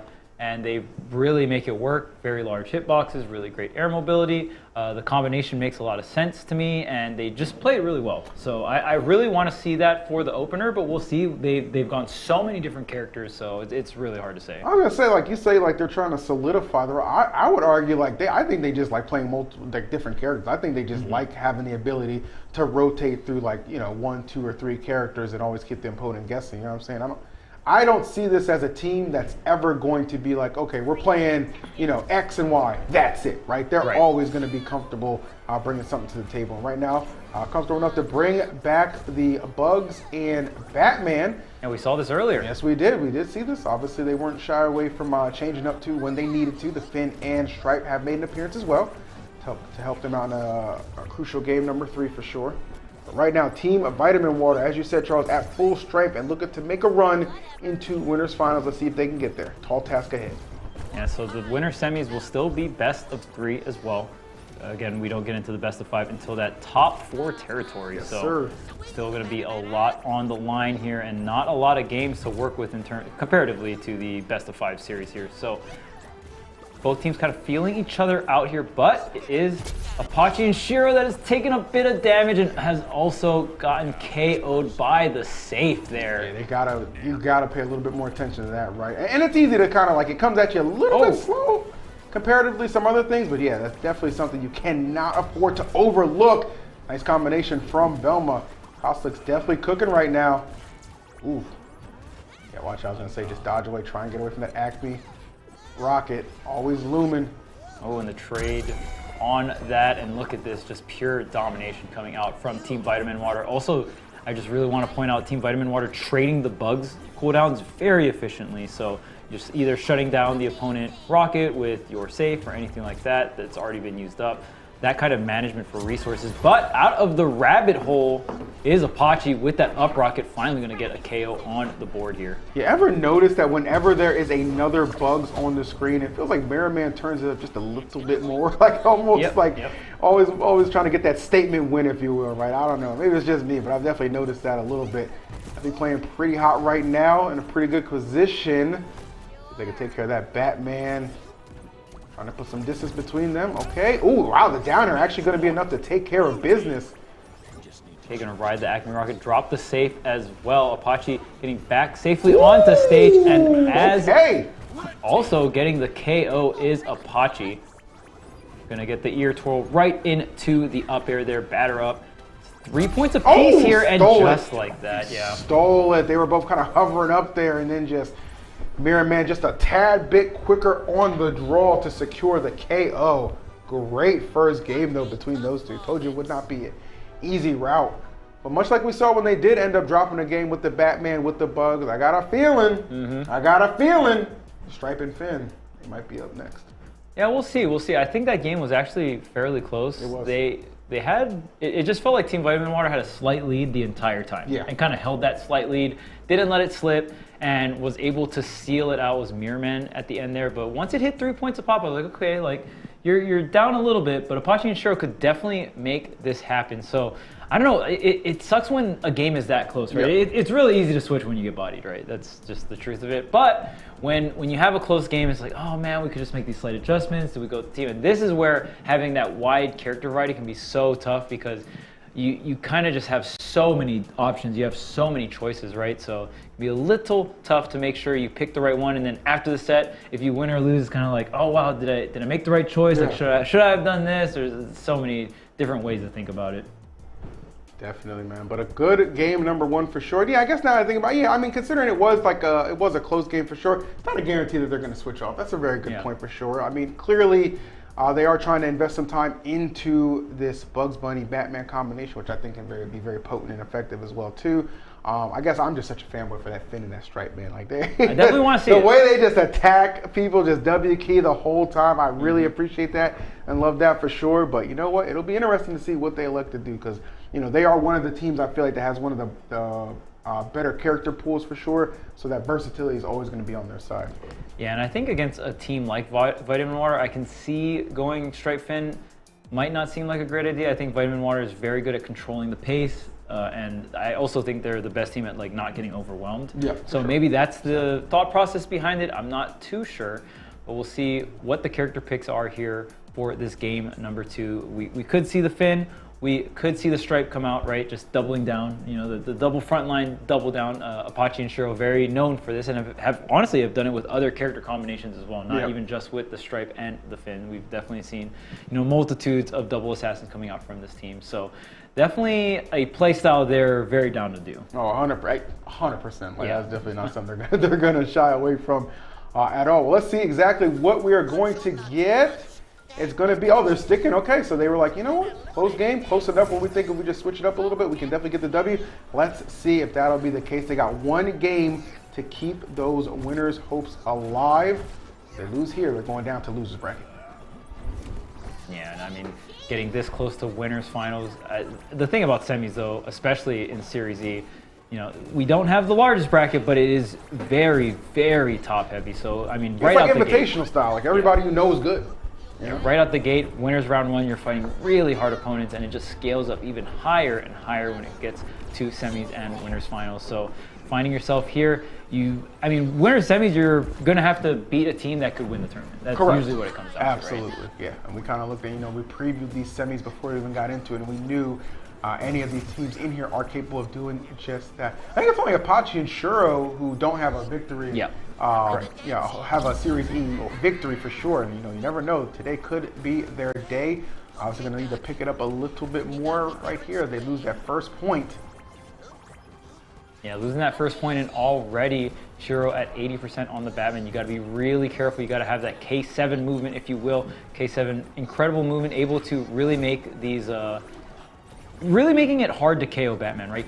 Batman on paper easier to KO because of the weight, but has so many movement options. Have the glide, you just have the DC dash or the air dash, right? Like it's just so good. The dodges are also just really good coming out from Batman here. So gonna be even though, 1 point of pop here.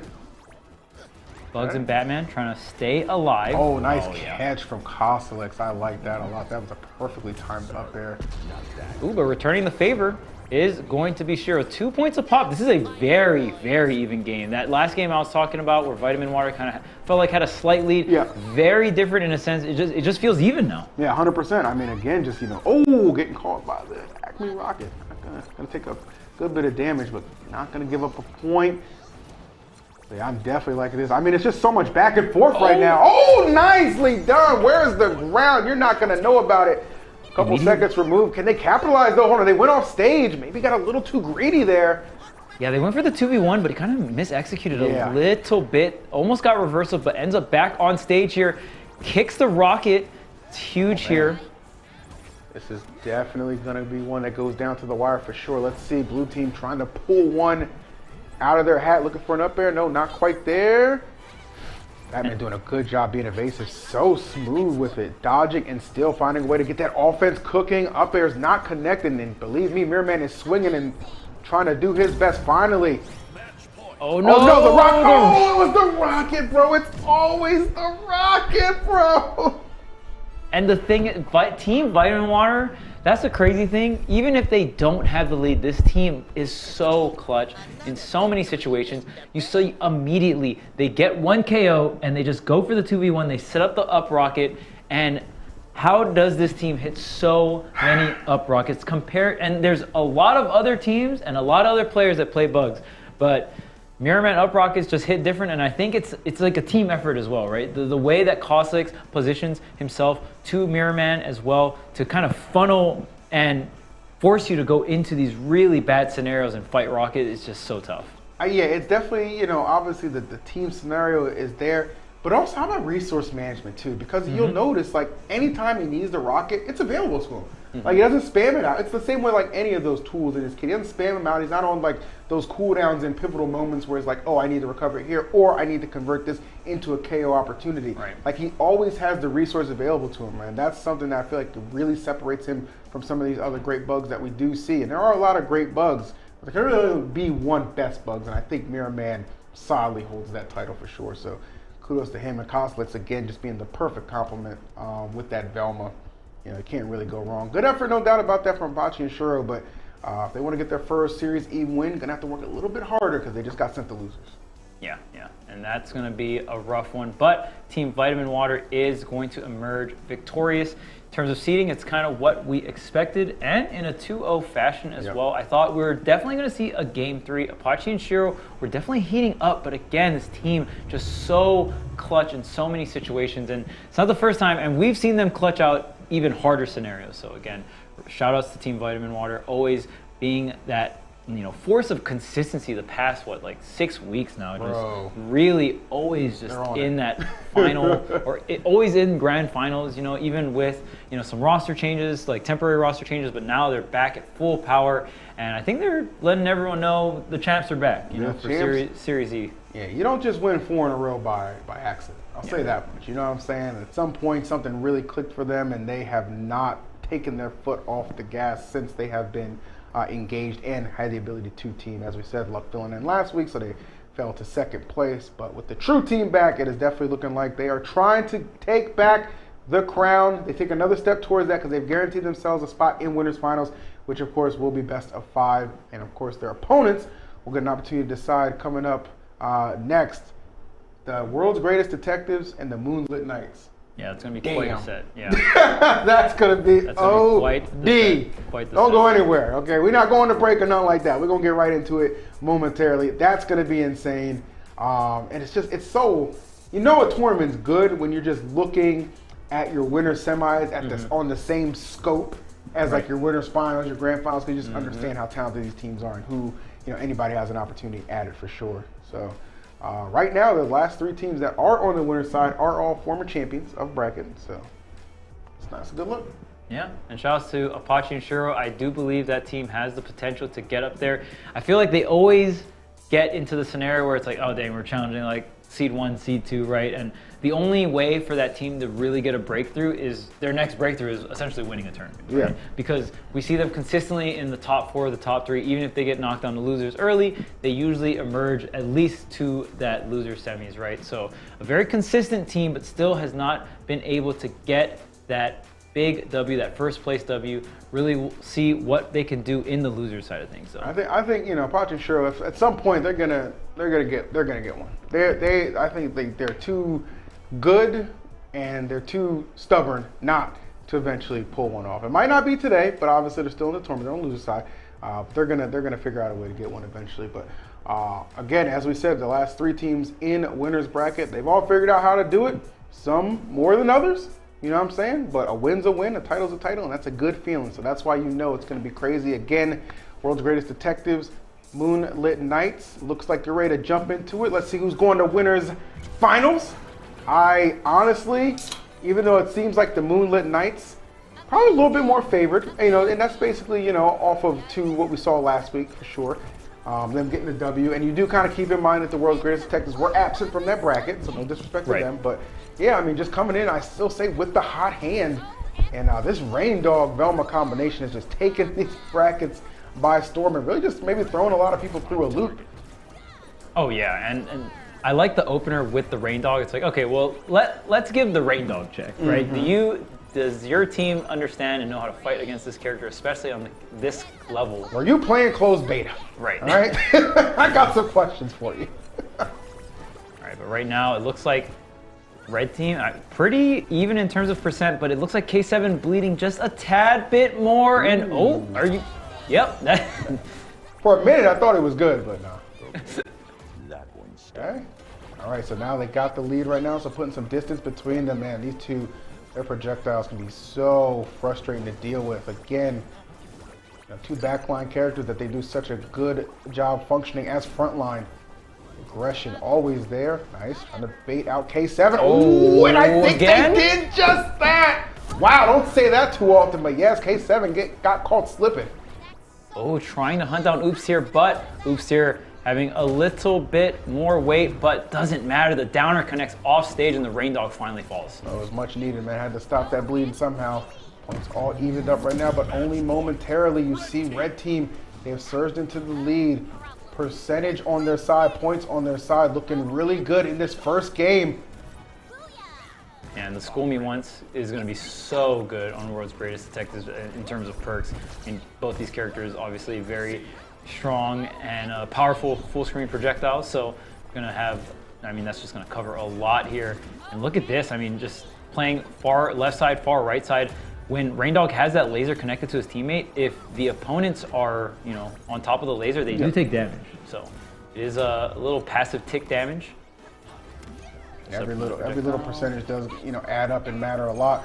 Oh, I love that. Good support from Rain Dog, helping Velma. That's where Velma can struggle sometimes on that recovery. So just being fully aware of that, and they're going to put that one away. Convincing win for the Moonlit Knights again, lighting it up and taking game number 1.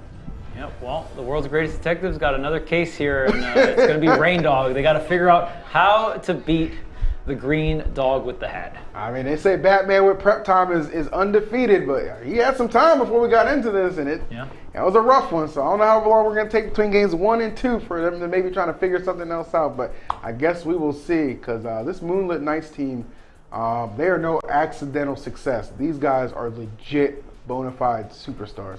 Yeah, and I think the Rain Dog is like this crazy curveball, even for these, you know, really experienced teams. A consistent Seed 1 and Seed 2 team being World's Greatest Detectives. We've seen this team really dissect the game. Their team fundamentals just through the roof here, but just not having an answer here for the Rain Dog, because even when Rain Dog sets up the flame, like while it's falling down or on the ground, it empowers his projectiles that pass through, but it also empowers his teammates' projectiles as well. So when the Moonlit Knights, one thing that I think World Greatest Detectives, one of their biggest strengths, is they're able to reset scenarios and slow the pacing down in certain spots where it's like, okay, you're cooking too much, right? Or like, you know, this neutral interaction doesn't feel as safe. Let's just back up, get armor, set up certain things.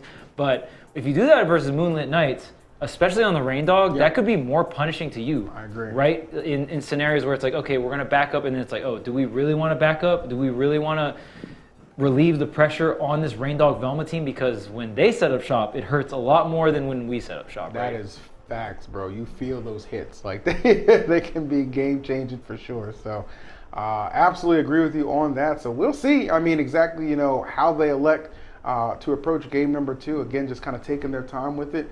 You know, there is a reason that this team has enjoyed a lot of success. You know, their ability to adapt on the fly, too, going to be something that's going to be crucial. So, despite a convincing win for Moonlit Knights, I don't think it dictates how the set necessarily will go, because I think they're going to have a good, strong return for game number 2.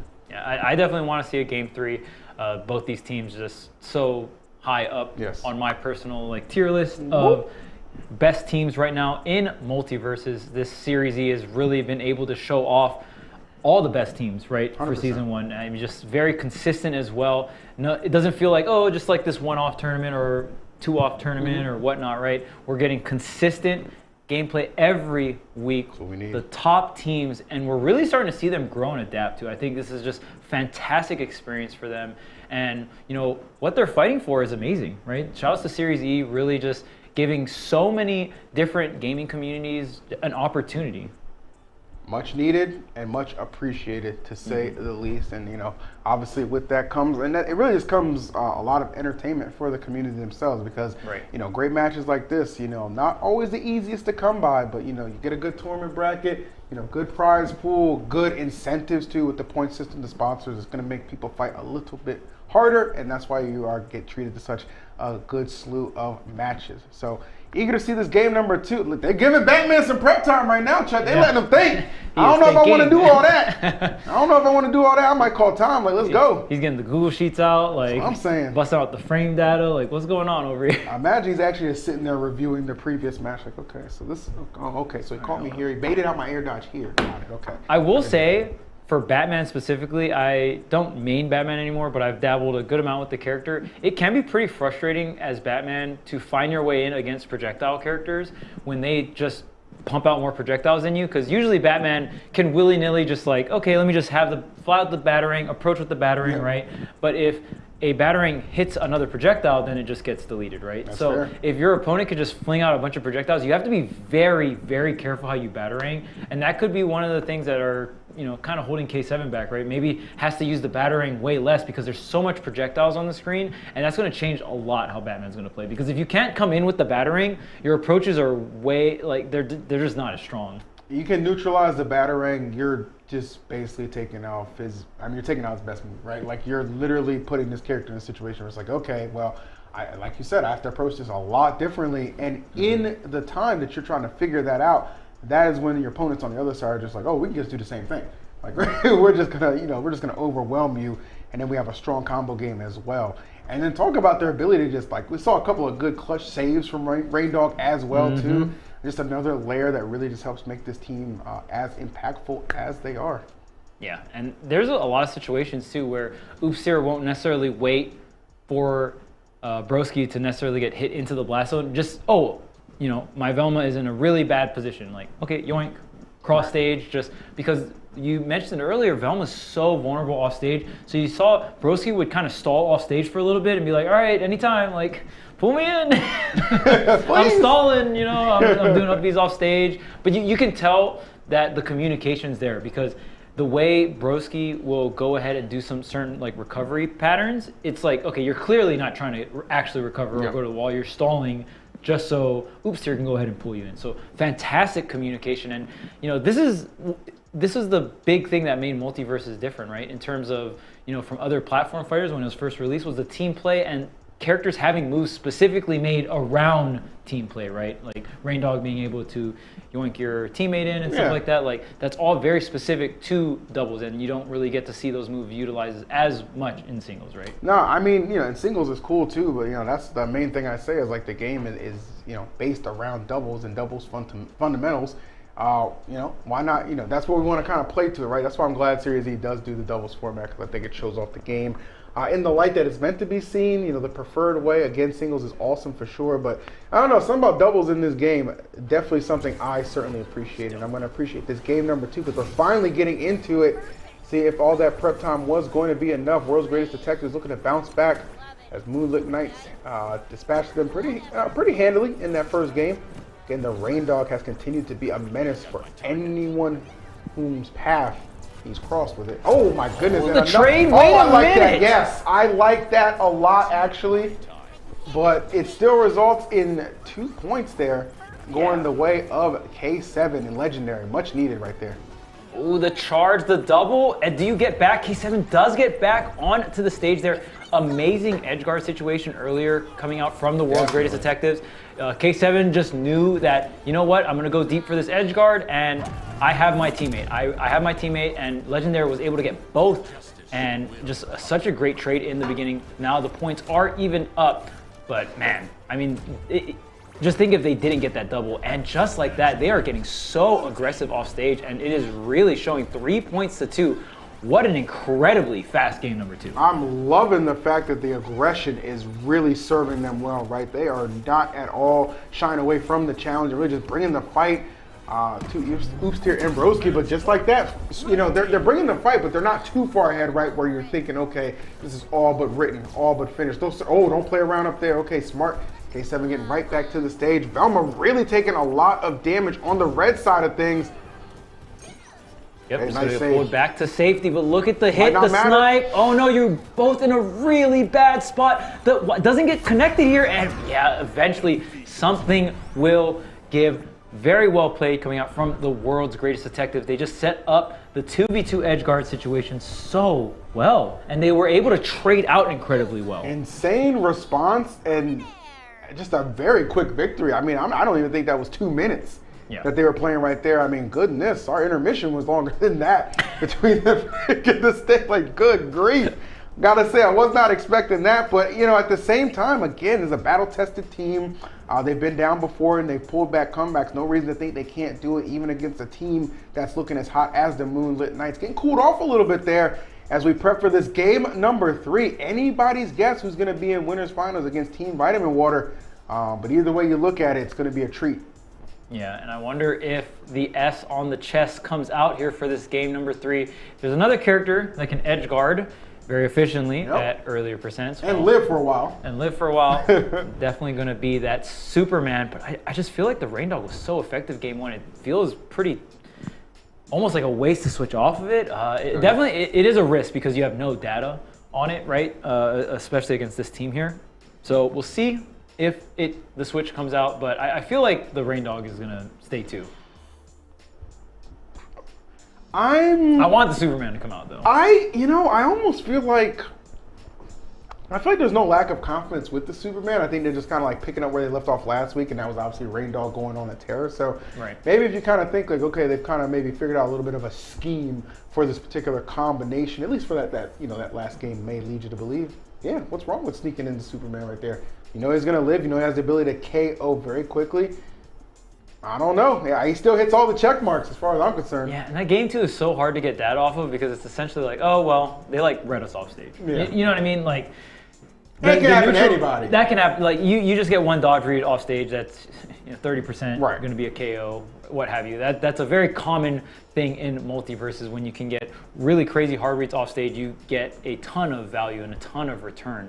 And it's how you trade out. I think the most impressive thing for World's Greatest Detectives is their positioning. And I always talk about this especially when it comes to this team fundamentals, like knowing how someone can be aggressive and having the trust in your teammate to get the trade back. Even if I go ahead and the opponent KOs me, I know my teammate's going to get me back. I like that. And I think I like the fact that they, kind of realize, okay, well, we get staged right now so we can stay the same team comp, understanding we're going to get plenty of space to work with here, and we're not going to let what happened in game 2 repeat history. So let's find out who is going to winners finals. Again, big showdown right here brewing between the World's Greatest Detectives and Moonlit Knights. A lot of action starting off already. You see that? It's a little bit of that tick damage. People get caught up between that beam.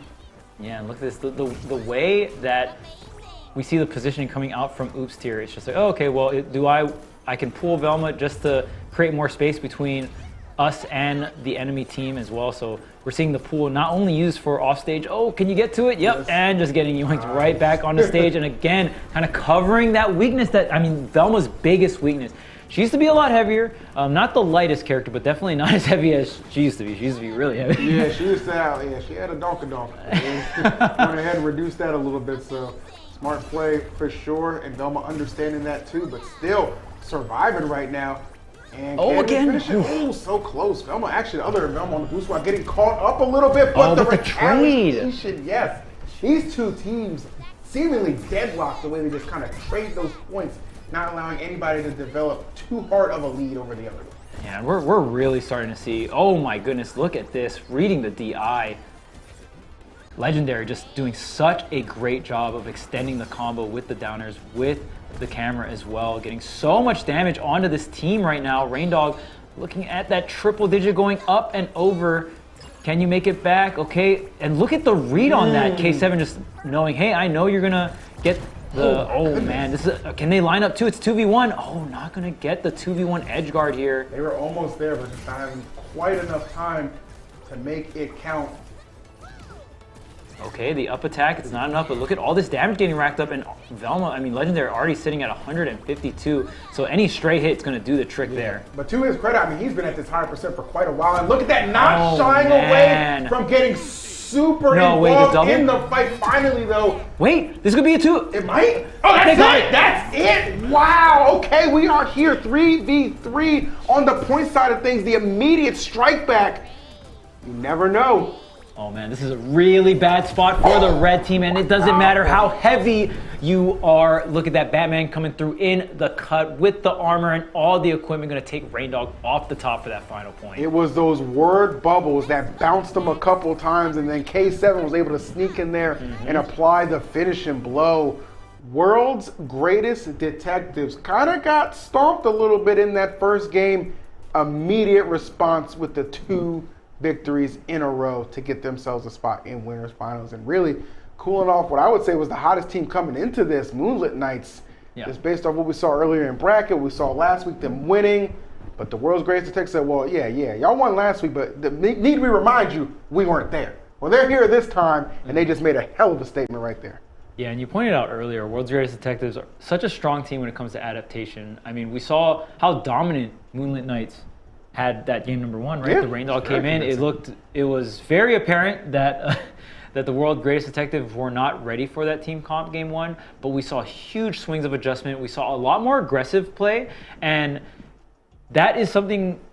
Like I said earlier, the World's Greatest Detectives, one of their biggest strengths is they're able to slow the pace down in certain scenarios. Their neutral resets are really, really clean, but we didn't see that much of that, right? Yeah. Like we still saw some here and there, but it was mainly like, okay, well, we're just gonna catch them positioning high, trying to throw the Raindog projectile down, right? So catching that position and then moving from there, instead of more neutral resets, it's like they played a little bit more aggressive and then they went for crazy all-in edge guards. Like, K7 was looking like Superman off stage. You know what I mean? Like, K7 was so far out there and was able to confirm so many early KOs, which is so important against this team because the Raindog just increases the survivability of your teammate with the pool, right? And then on top of that, Raindog is just heavy. So I love the World's Greatest Detectives, 1, being a lot more aggressive, and then 2, understanding like, okay, how do we compensate for this increased survivability? We have to go harder. We have to go for these all-in edge guards, and if I don't make it back, Legendary, you gotta trade it. You know what I mean? If they end up edge guarding me, as long as you get the trade, and Legendary was so clean at getting so many trades off stage after K7 would just edge guard someone and then get KO'd by the teammate, and then Legendary would trade back. It was so clean. They built that whole comeback off of just being able to get those good trades in every crucial scenario that benefited them. And obviously K7, like, he's got the flash, you know what I'm saying? Like, we credit him a lot. Legendary is the perfect backup for him, right? Because he understands scenarios when he should come in and when he should withdraw from it too and leave it to K7. And he's just always there, like whether it be a setup, whether it be a kind of like a rescue mission, like dude he plays Velma exactly how K7 needs when it comes to just backing him up utility-wise. So beautiful. Yeah, amazing stuff, amazing stuff. Well, I got to hear Yeso's insight and opinion on that last hit. It was such a banger. What do you got to say, Yeso? I'm curious if that matchup might be the best one that we see today. And I love EE pointing out how really it was a tough start. That game 1 was pretty heavily in favor of Moonlit Knights, to talk about the maybe, not quite as prepared for the Raindog in the matchup. Of course, in, Moonlit Knights coming through last week, of course they won when, K7 and the World's Greatest Detective duo weren't in the bracket. And certainly a statement there, because despite that struggle in game 1, pretty emphatic response and a good breakdown from Charles and EE there, just talking about that kind of push and pull play style and how Legendary just is able to follow up on whatever K7 is doing, adapting to the way that the teams respond to that Batman. And it looked really good to finish out that set, and they take the 2-1 win. And, tell me if you've heard this one before, but we've got a winners finals with Vitamin Water and World's Greatest Detective. And Vitamin Water probably the favorites coming into this one. They have had the better of this matchup more often than not lately. But K7 and Legendary looking really good. Great response in the back half of that last set. And we'll have to see. I hope it's a tight set. Of course, now we get into best of 5 territory going into winners finals, and things get more interesting there. Of course, there's a little bit more wiggle room for that underdog team coming in. And I think that World's Greatest Detective are the underdogs here, but not by much, right? There's a reason that week in and week out when they're here, K7 and Legendary are going very deep in these brackets, are playing in losers and winners finals, but they've struggled to completely get over that vitamin water hump here in the new year, and we'll have to see if they can make it happen here today. Of course, they'll have a couple opportunities at it because getting to winners finals, you're guaranteed top 3. At the worst, you'll be playing in losers finals against one of those remaining teams on the bottom side of the bracket. But at the very least, I'm looking forward to winners finals. Should be a really fun set. Taking a quick peek on the lower side of the bracket just to kind of check where we are at. Of course, I was talking a lot about my kind of hype for Mike and I feeling like they really could be the best team behind Vitamin Water in terms of the partnered squads. Couldn't get it done today, though. They go 0-2, and specifically they get dropped 2-0 up against State Fair. Down on the loser side of the bracket, of course, did State Fair go on and drop their set against Apache and Shiro. So that means that Vitamin Water, the only surviving team here of the Series E partnered squads in top 4. Apache and Shiro waiting in losers semifinals right now. They're waiting for the winner of Luck up against Moonlit Knights. Of course, Moonlit Knights just dropping that set, so they have that losers quarterfinal set that they're playing right now. The winner of that best of 3 jumps into the top 4, gets that last spot in that group, and will be up against Apache and Shiro. So it should have some really great sets to finish out that side of the bracket. Apache and Shiro building some of that momentum, but that 0-2 loss up against Vitamin Water, that one's going to sting. And as I mentioned earlier, they've struggled with that matchup as of late. It has been a roadblock for them. They're going to have to get through it eventually, especially because the competition isn't going to be any, necessarily easier on this loser side of the bracket. I would say Moonlit Knights likely favored in that matchup against Luck. That's going to be a tough set for them, and they either have to face Vitamin Water or World's Greatest Detective, which are 2 really tough duos in losers finals. So if Apache and Shiro really want to make a dent here today, they've got to be playing at the top of their game, because there's not going to be a single easy set for them the rest of this bracket. Looking forward, though, to what we're going to get soon.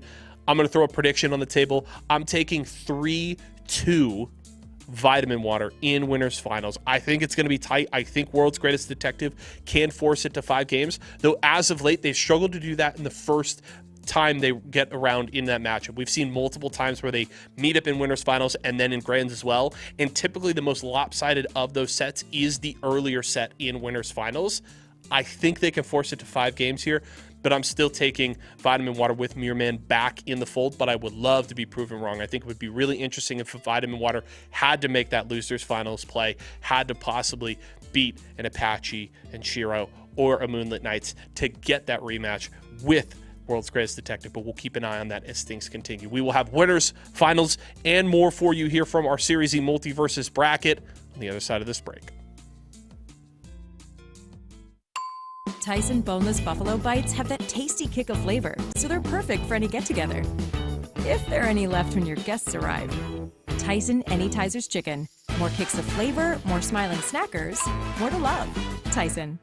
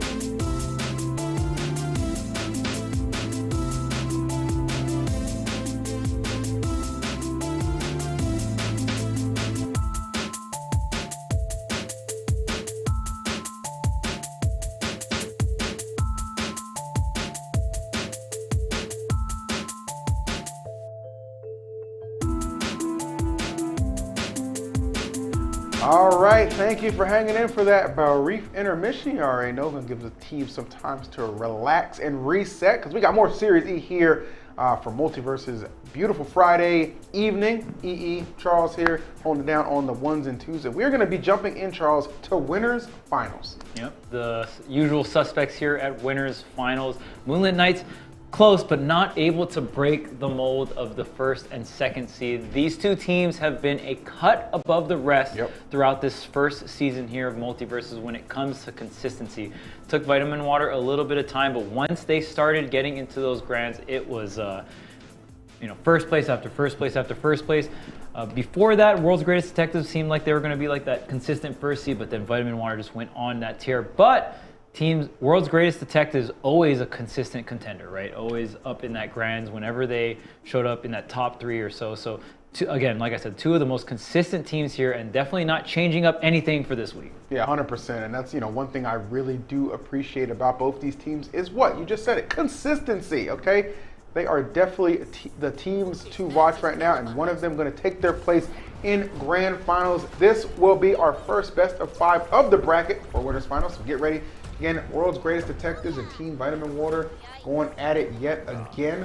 Obviously, no surprise in these team comps. 2 Velmas, accompanied with a Bugs and Batman. Yeah, Velma's still showing to be very relevant in the meta. We talked about it earlier, just very flexible character, especially as a backline as well. So, and then even, Bugs and Batman, very flexible. Usually you see them play as the frontline characters here. Okay, we got a little scuffle off stage here, going really deep. Oh my goodness, and I can't believe no one got hit there. I am really surprised that's just kudos to Mirror Man. His ability to avoid that much, very impressive, but it is going to be an up air from Velma that finally puts an end to that one, giving them the first point going the way of the red team. Yeah, we talked about the offense, throughout this bracket and how really impressive edge guard, really impressive like 2v2 or 2v1 edge guards. But one thing to mention when we get, wow, my goodness. Oh my Lord. I was gonna say defense, but right now there's no defense on the side of Vitamin Water, finally biting back here, getting 1 point on the board. But right now it's World's Greatest Detectives with 2. Yeah, they got absolutely cooked right there, no doubt about that. So nice little lead has developed already. Let's see if they can keep pushing it. Oh my goodness, just floating with Disaster Costelix. That Velma is in danger, and see you later. That's going to do it. This point lead, very strong right now for the World's Greatest Detectives, coming out swinging and really putting this first game in jeopardy. Oh, narrowly missing that. Would have definitely got the KO on Bugs. And, oh my goodness, just barely surviving Velma. Going for it again. I love the pressure that they are putting out. They are not trying to give Mirror Man any room to breathe, any flexibility. Finds a little bit though and get another point on the board. They still got some work to do here. Yeah, so far all the big Bugs cooldowns not really hitting their marks so far, but we've talked about how strong the defense is for Team Vitamin Water. Sometimes they can just really make it so hard to finish the game against them, right? So even though in the deficit here, you can't take your eyes off them, but in a really bad position is Mirror Man, and this should be the KO off the wall. Absolutely no resources, and Batman with the dive kick coming through. World's Greatest Detective with a dominant game number 1. And notice how K7 got that final KO, right? It was all about patience. You said it, recognizing no resources left. I just have to time my moment perfectly. Does just that. And Mirror Man, as good as he was in a lot of situations with the evasiveness, not able to survive and get back to the stage on that occasion. And you always got to shout out that Batman skin. That Batman skin's so dope. The samurai armor. That's the feudal era, baby. Yeah. Don't mess with him. Cut you up. Imagine having all of the devices back then too. Oh no. Oh man, you're literally just gonna run the world. like there's just no doubt about that. See, take a kind of a quick little look at some of the replays from this one. Again, we expected our winners finals to open up with a bang. Definitely though, red team just kind of started to assert themselves right into it. This was tremendous from Legendary, making some rather legendary plays. And then even up there, Velma being threatened. You saw the uppercut attempt from Batman. Didn't quite pan out, but they were able to find some room to acquire, some points, some damage. But still, at that point, you could just tell that red team was in such a favorable position, Charles. Yeah, and getting Mirror Man with stuff like that is not an easy task. It is very hard to surprise Mirror Man. Mirror Man is, very knowledgeable of the game.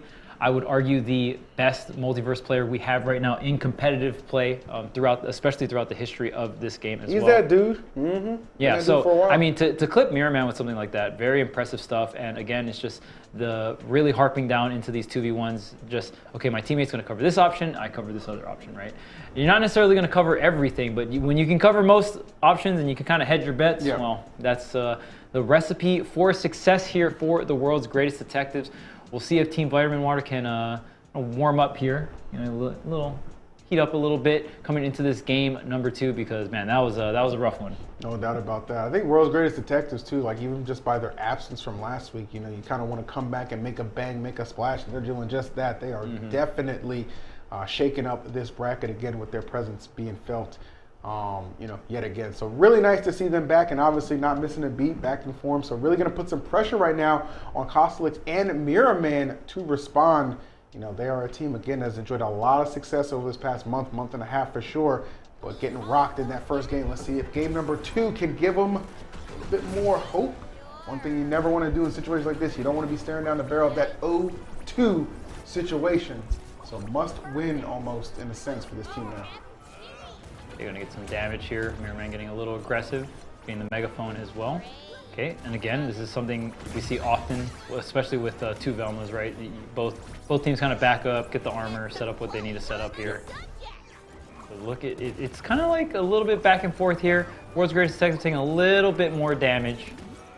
Great anti-airs coming through. Okay, setting up the smoke bomb is a very impactful place to have the smoke bomb, but look at that blue team just totally disengaging away from that smoke bomb. Don't want any part of it. There's the up rocket, almost gets the up air there, tries to drop the safe here. Oh my goodness, K7. Oh, but you miss? He did. Wow, I was going to say the control was looking phenomenal, but yeah, as you said, just one misplacement. We're going to let Kostelix back for free. Yeah, and Kostelix with the reversal. Nice. I love the fade back on that double jump. So many players just really want to get back to stage, right? It's your natural instinct to, whenever you burn a resource, to go towards the stage. But you saw Kostelix there just jumping backwards, backing up a little bit, and then clean whip punish on that down special there, coming out from K7. Yeah, that was sensational. All right, let's see who's gonna get this next point. You see Legendary trying to avoid Kostelix, but could not. Kostelix does a nice job sneaking in that up air, giving this blue team a little bit of a lead, but keep one eye on Mirror Man. Knowing that percent starting to continue to rise already in those KO opportunities, should K7 be able to position himself right, but forget about positioning. He's got to worry about just getting back to the stage right now, Charles. He's getting hammered. Okay, trying to get this edge guard. Good catch! Where are you going?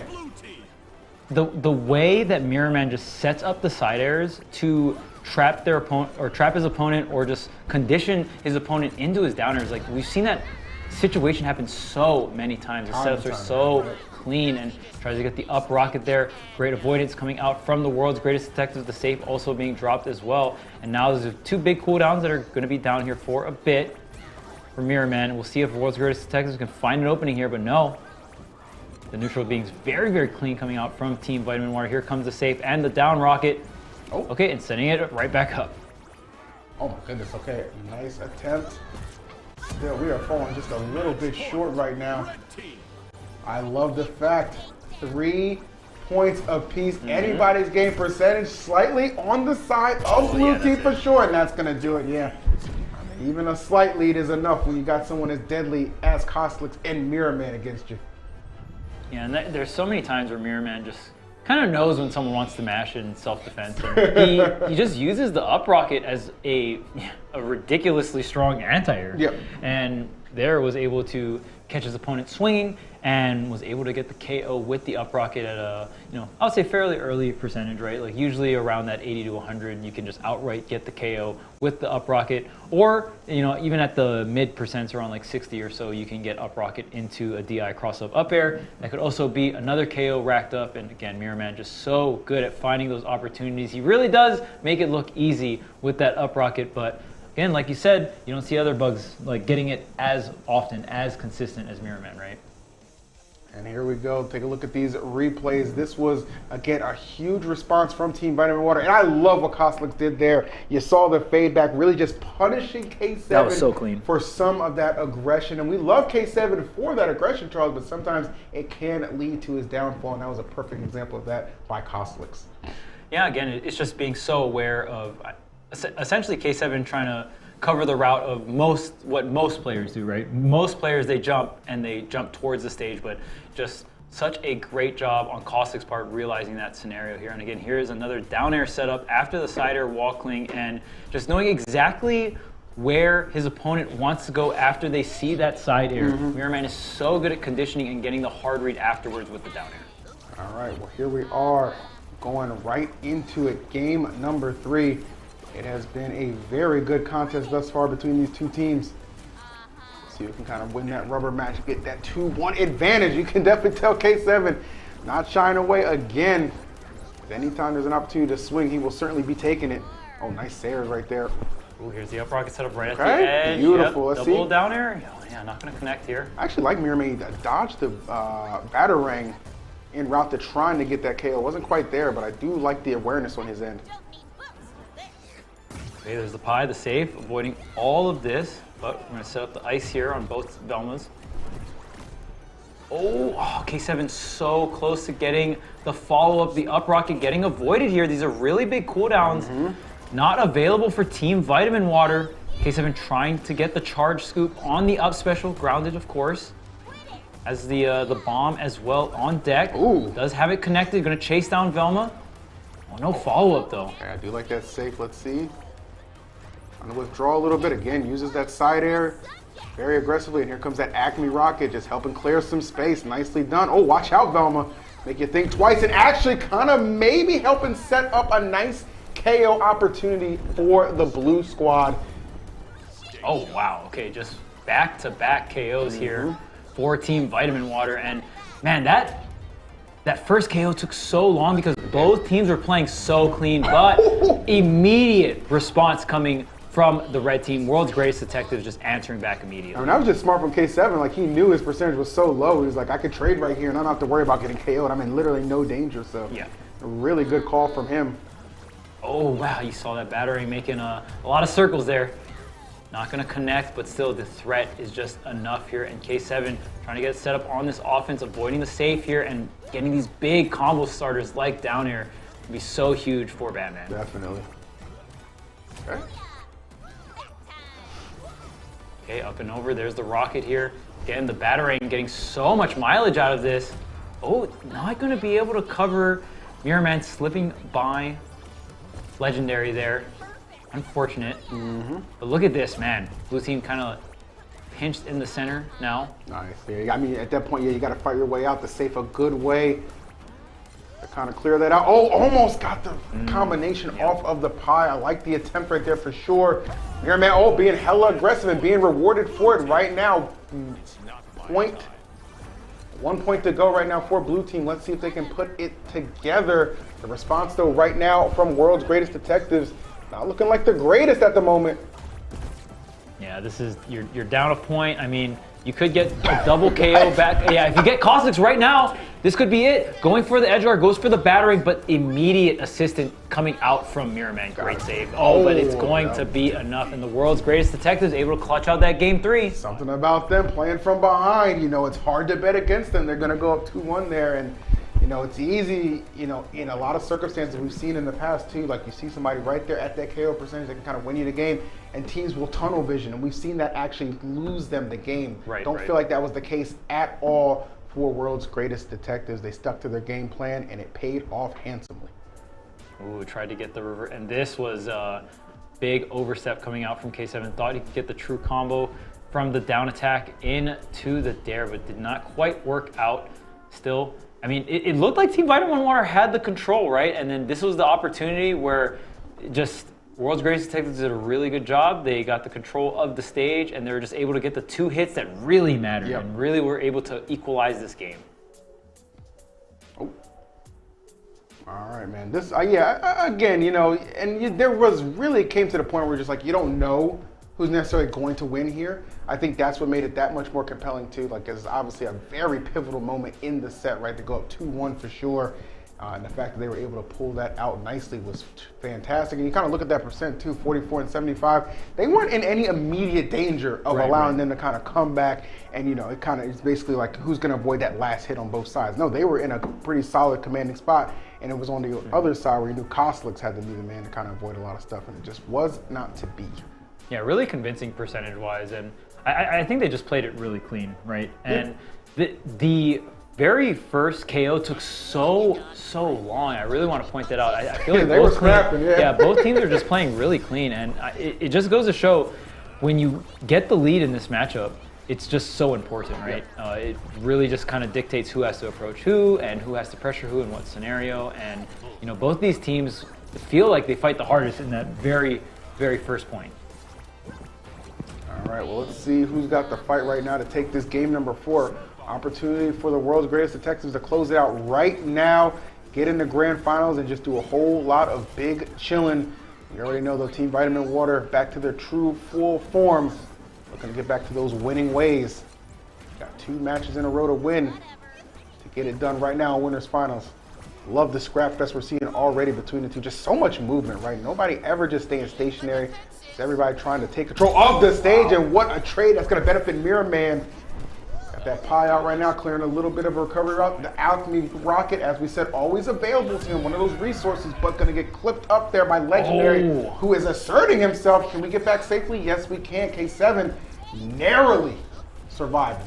Yeah, that would have been a huge, super huge early detriment. too. Yeah, if K7 got put in a really bad spot and Mirror Man was able to capitalize off of that. But we're even in terms of point count, but if you are Kostelix, you gotta watch out here. Kostelix is gonna have a lot of space and a lot of room to get escorted back to the stage safely here. 97 now at 100%, getting racked up a little bit more damage. But look at all the control coming out from the red squad right now. But it is Mirror Man that's swinging the bat towards the upper blast zone. Yeah, Mirror Man's got to be that offensive presence, right? You need him to get those KOs and those conversions. That's one thing that we kind of been seeing lack in the previous 2 games. Trying to get back to those aggressive winning ways though right now. Okay, great smoke bomb positioning here. But look at that, just coming through. Red team has a huge opportunity. Maybe they can line up 2 right now. Amazing defense coming out from Team Vitamin Water, just diffusing that situation. That scenario was set up so well for the world's greatest detectives. 100%. In fact, they didn't really actually get too much off of it either. Sigh of relief, I'm sure, for the blue team. Oh, wow! Talk about getting knocked into the worst possible trajectory. That was insane. Yeah, the KDI into the up rocket it's not where you want to be. It is not where you, especially that high up. That might have KO'd you at like 20 or 30. Yeah, it was right. Just so high up in the sky, man. Definitely hard to predict those kind of situations, but nonetheless, it did come to pass. So here we go. Mirror Man is at a higher percent here if they can catch the rabbit. But let me tell you, it is really hard to do. Here comes the rabbit hole right now. Yep, just back and forth here. Mirror Man is going to be a little slippery, but not slippery enough to avoid the K7 up special. We see that so much times coming out from Batman just for the KO or just for damage. K7 is not shy about that. Yet again, yeah, might actually come down to Kostelix again and what defense he can bring to the table. Uh-oh, but hold on a second. Don't want to speak too soon. Oh, what a down air from Mirror Man. The clutch gene rearing its head at the most opportune time to force a Game 5 in winners finals.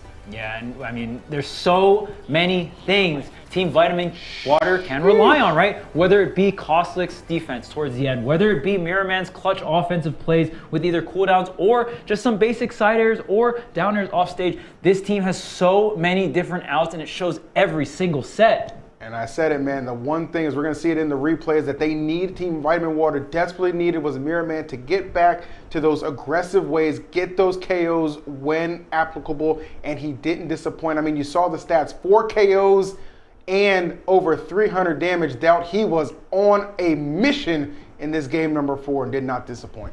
Oh yeah, absolutely. The numbers definitely don't lie in this scenario here. And K7, I mean, honestly, was able to set up a lot of great smoke bombs and a lot of great positionings. But again, Team Vitamin Water feels like they're able to diffuse a lot of these really amazing setups coming out from the world's greatest detectives, especially that last game. I felt like there was at least 2 scenarios where it's like, okay, you got the smoke bomb set up so you can't use projectiles defensively right at the edge, right? And then you can set up for an edge guard situation or just hold that stage. And Team Vitamin Water was able to come back from those scenarios without losing a single point. So, I mean, kudos to them. It's just amazing gameplay because those setups are really hard to break through, especially coming out from the world's greatest detectives. Usually when world's greatest detectives set up a really strong positioning like that, they snowball it to at least like a ton of damage at the very least, right? That was insane. Kudos to them, 100%. Game 5, it seems like, you know, between these two, you look at the history between them, you know, you look at the stage that we're on right now, it just seems like it was unavoidable. Destiny has arrived yet again for these two teams.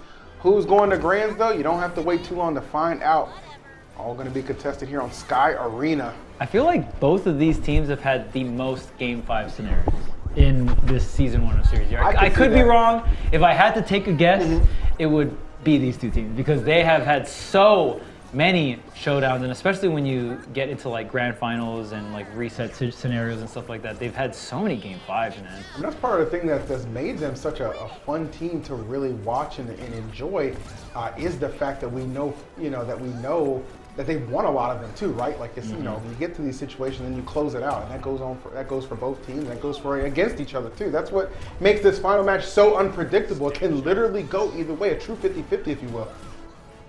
Okay, there's the safe setup. Oh, the up rocket just barely avoiding it is legendary.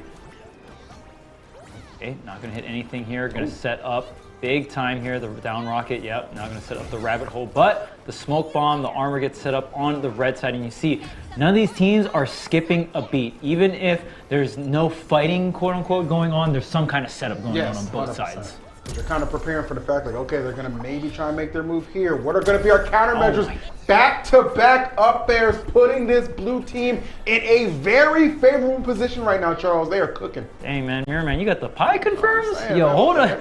You don't just confirm off up bracket. We confirming off the pies now? That man said it's magically delicious, okay? I got something to say right now. He is absolutely going to town. Oh, my Lord. I don't know what has happened in this Game 5, but Mirror Man has absolutely awakened. Caustic's doing a fantastic job on the defensive end as well. I love the recovery coming out from Caustic, utilizing that side special. Incredible stuff. Oh, okay. I think those word bubbles might have saved K7 there. Was looking to take another up air. I don't think he would have survived. They've really got to slow them down, get some points on the board. They are taking too much percentage right now. That's going to be too easy for the blue team to take advantage of. Slow the bleeding down. Okay, finally gets sniped off stage. Caustic's in a really bad spot. Yeah, you should be able to. Oh, but the word bubble is able to get the final hit. All right, okay, so getting 2 back. They've taken quite a bit of damage to do it, but as long as you're just utilizing that movement, I've seen K7 become very, very difficult to hit here, but there's so much things to avoid. Look at the trapping coming out, and I love that Mirror Man timed the up air to lace with the word bubble pressure, right? So the word bubble coming out from his teammate, and just that slight delay, there was no options there for K7. Yeah, those word bubbles have been incredibly impactful, whether it's getting the KO or it's helping enable them. Definitely both Velmas making their presence felt one way or another, not just the big KOs coming out from Mirror Man, who's looking to get maybe one more. This Velma in some danger for sure. 100 and I couldn't even see the percent. That's how quickly Velma got knocked off the screen. So Team Vitamin Water does it again in the clutch, handling business when they needed to, and they are yet again, stop me if you heard it before, in grand finals in another godlike performance from Mirror Man. 4 KOs again, nearly 300% done. Him and Velma absolutely cooking. It's the year of the rabbit, man. Bugs Money in the building, man. You saw the tux? He got the tux on. Bugs looking nice. He said, I'm here to get paid right now. You think moving's cheap? What? Mr. WB himself in the building, always getting the job done. And of course, Mirror Man alongside with Caustic, such a powerful duel. You see Caustic really enabling Mirror Man in so many scenarios, and Mirror Man's offense and just the way Mirror Man is able to find all these points. I mean, back-to-back games, 4 KOs. That's nuts. Just every single time able to find the bat. But again, it's especially that word bubble situation, right? Because it's Mirror Man knowing how to lace his offense alongside of Caustic's setups, which make it so powerful, or alongside his own setups. Incredible That stuff was here. huge, and that's what ended up actually felding that team and putting them in the dirt. Great conversion. And again, as I said, Mirror Man realizing, okay, I gotta pick it up, and he did that and then some. So, between those last 2 games, dropping 8 KOs to help your team get the grand finals, yeah, that'll do it. Yep. That's hard to beat. That's one way to book a ticket into Grands. 100%, bro. That's hard. Confidence at 110% here for Team Vitamin Water. And we're talking about this week. Last week wasn't, a normal week in terms of our top seeds coming through. Still had a very exciting week last week. We saw the Moonlit Knights come through with the surprising Rain Dog pick and really just take the tournament. And we thought Moonlit Knights were going to be in the winner's final side of things just because of such a strong performance. They're very close, but not going to come through here. We'll see if the Moonlit Knights, though, could make a run through losers, possibly, right? But we'll see what's kind of cooking up on the loser side of things. I believe next up we do have losers semifinals, so that will also be a best of 5 because it is in top 4. But man, Team Vitamin Water just showing so much consistency, looking like they're gonna get their 5th win in a row with this roster here. World's Greatest Detectives came out really strong that set, but man, that turning point in Game 4 was just so rough, and they even rode that momentum into Game 5. That very early part of Game 5 just felt so dominating for Team Vitamin Water. Yeah. That was incredible. Oh, so I just got an interesting update. We are going to be jumping into winter semis, but it's already actually taken place. And just so you know, apparently it's 1-1. All right, loser semis coming up. It's 1-1 currently. So loser semis, baby. I'm ready. Yeah, it's time. It's time. That's crazy. It's already 1-1. Okay. Yep. Sometimes you kind of get. Sometimes you kind of get that feeling. It's like, you know what? I know you're over there playing winners, but I ain't got time to wait. Let's go ahead and, you know what I'm saying? So late on the East Coast. Shiro and Apache on the Harley Wonder Woman. This is another one of their double rushdown combinations. They got options, baby. This team has got to be the most diverse in terms of characters. Both players are very willing to switch between a vast variety of characters. Earlier, we saw this team on the Stripe and the Finn and some other combinations as well, but oh man, Rain Dog almost getting those up airs. Ooh, wow, Rain Dog was being hella aggressive, actually getting caught in the air, unable to land, and gonna be put to rest on that one to give the red team the first point. I like this combination of Harley and Wonder Woman, 2 very strong divas teaming up to cause some havoc right now. Ooh, and the charged up Oh, attack. nice, that's it, yeah. Man, I gotta say, that's one thing that Oops here loves on this Rain Dog. He likes to charge that up attack. He'll either dodge cancel or just go right into, and the longer you charge that up attack, the higher in the air you go, very similar to someone like Finn, right? So you just see he loves to set up those up attacks into the up airs. Oh, but watch it, 35%. This is a little bit smaller side on the blast zone here, so you gotta be really careful. Ooh. Uh-oh. Oh, nice. No, again. Hell of a pickup there. That was incredible. Yeah, Oops, they're kind of getting bullied on this Rain Dog. I was going to say, man, wow. And that's definitely something we are not accustomed to saying too often. Really nice positioning for the red team to be in. Obviously, Harley well into those triple digits. Got to be careful. But that is not having her shy away from still being on the offense. She is definitely still swinging here, making her presence felt. My goodness.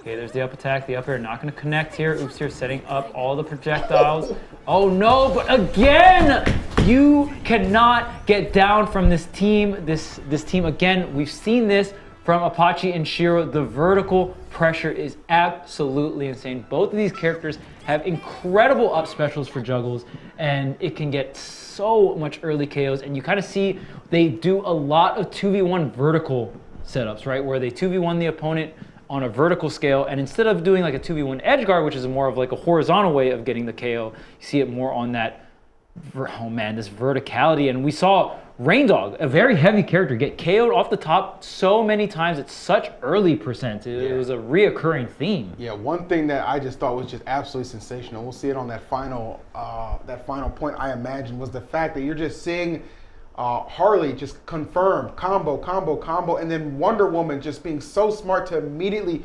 redirect her attention to make sure she was in position to get that final blow. That was absolutely insane. Just look at this. Boom. Look at that. Immediate. That's what I'm talking about. Okay, I'm going to take my attention, my focus off Velma momentarily so I can help you clean this up and we can wrap this game up in a bow and go up 2-1. Yeah, and you saw the target switching as well coming out from both Apache and Shiro. Just being like, okay, I combo this one person, and then you can go ahead and follow up, and then I'll go ahead and stop their teammate from interrupting this 2v1 situation. I can't keep going up, but you can. Right, So let's just trade real quick. Yep, Exactly. And that kind of target switching, that is what we're starting to see, especially in this season 1 of Series E for MultiVersus. We're really starting to see the offense tick up for, I mean, just the meta in general, right? We're seeing a lot of target switching. We're seeing a lot of trading off stage or in vertical situations like vertical juggle scenarios. So these teams are starting to get way more acclimated in their defense, and that's something we saw in the beginning of season 1. But I feel like as we're getting deeper and deeper in this season 1, you know, like the midway point or so, we're starting to see the offense really crank up. And some of these games, like, man, these points get racked up at such early percent, and it's such a quick pacing sometimes. And, you know, there are some games where some things get slowed down, but I just feel like these teams are really starting to optimize on their offense and even just like fundamental parts of double offense too. And we're really starting to see it. It's really fun to watch. It is pretty entertaining. I don't think anybody's going to debate you or dispute you on that for sure. So love to see it.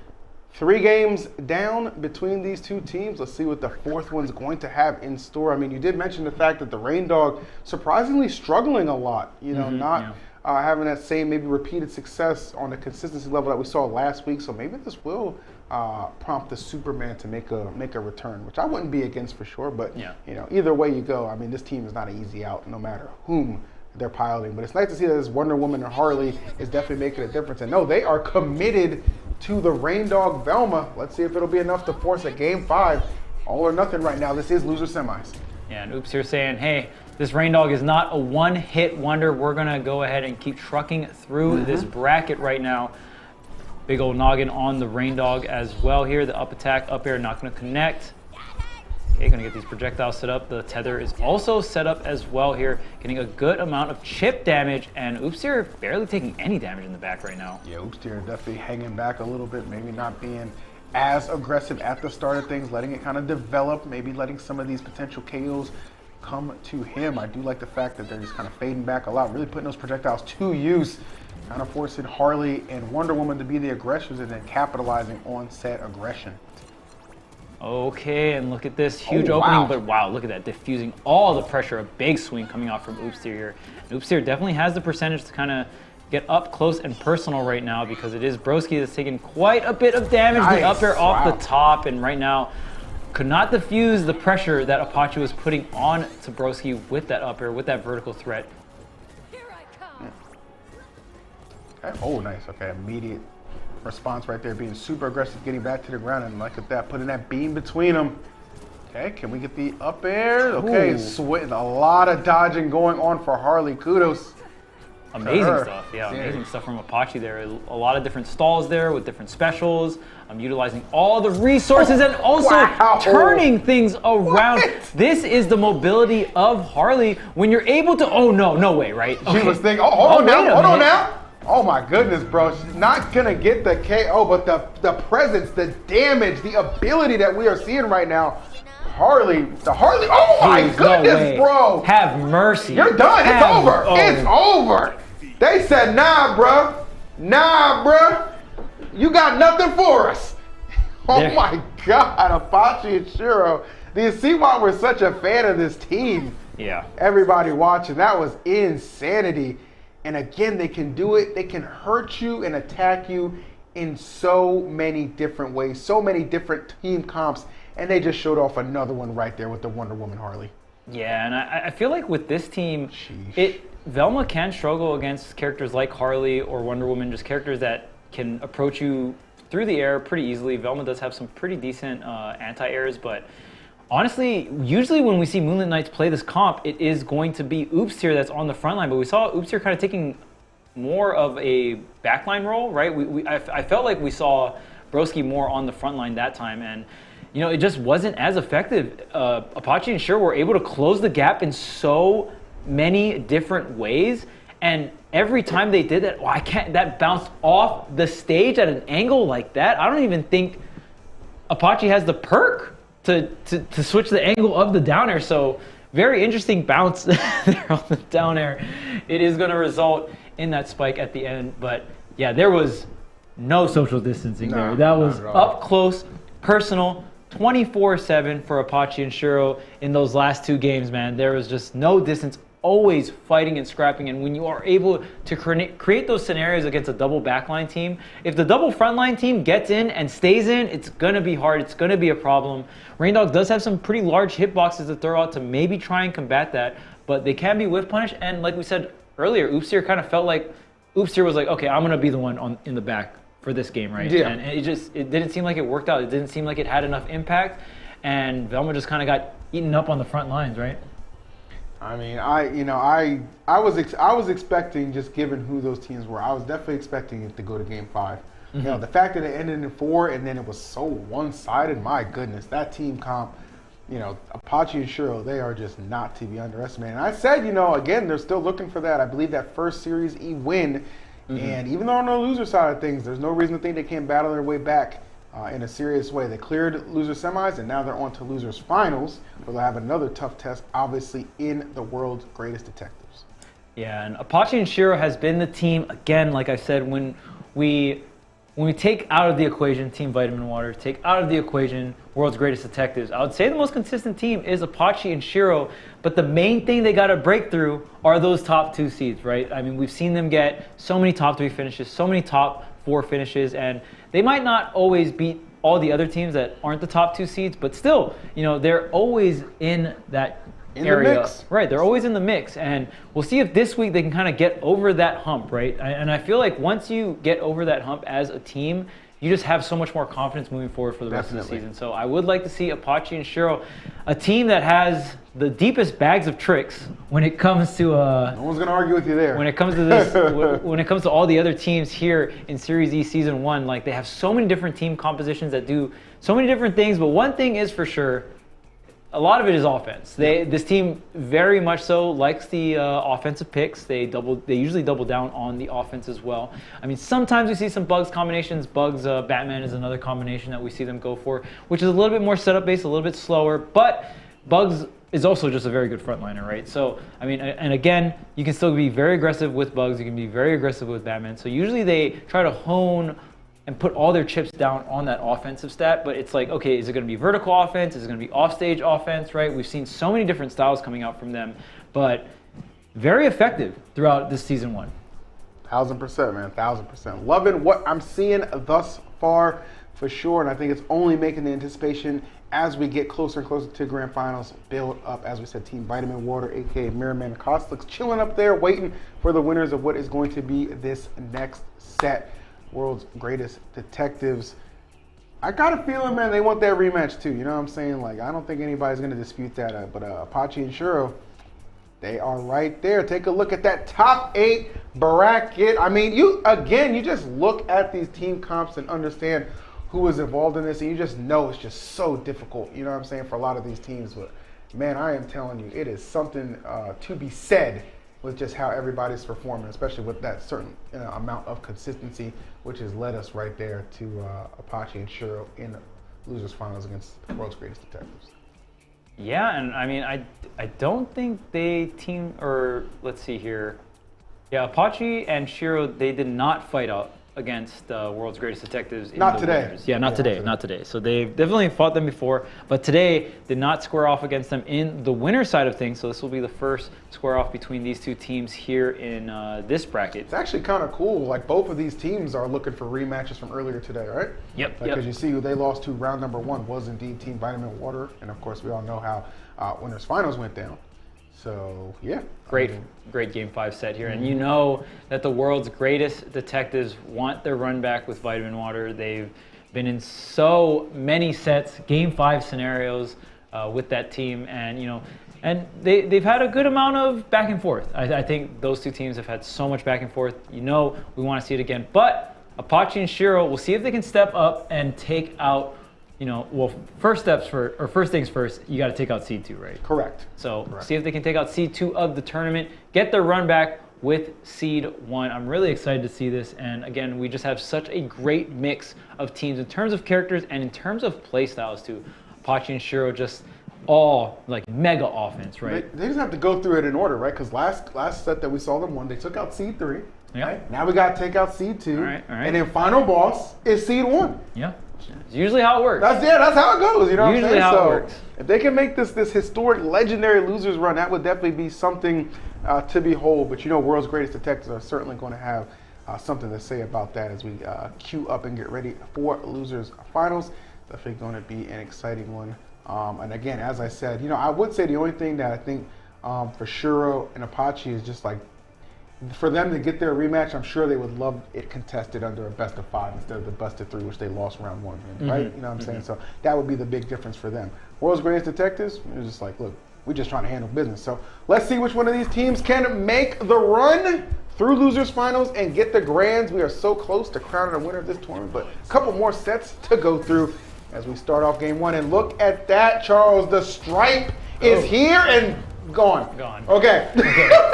That had to have been like the worst KDI ever at the top plaza. Yeah, I feel like I didn't even get to finish my sentence before they finished off stripe on that one. So definitely not the start I'm sure Apache Not the debut we wanted. Yeah, are looking for, no doubt about that. But you kind of just gotta have a short memory sometimes in a lot of these competitions. So see what they can do. Yeah, and that's the thing. I mean, again, another thing I wanted to just bring up is like, well, what team comp is Apache and Shuro going to go? That's something you have to ask yourself pretty much every single set they're about to go into, right? So this time, going to mix things up. The Wonder Woman is still on the screen, but not paired with the Harley. Instead, we have the Stripe coming out to play. Ooh.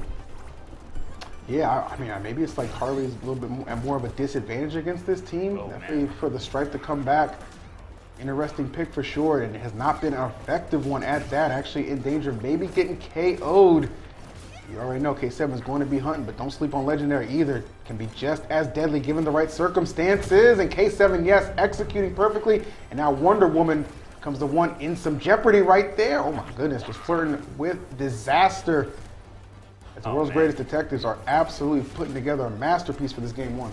Yeah, this is looking very, very rough here for Apache and Shuro. This combination not working out too well. I mean, very unfortunate first point, but even if you take 1 point off the board, it's still looking like a pretty grim game here. All right, finally answering back with the point, but it's going to get traded immediately back. Nice. And then K7 just getting the final blow there.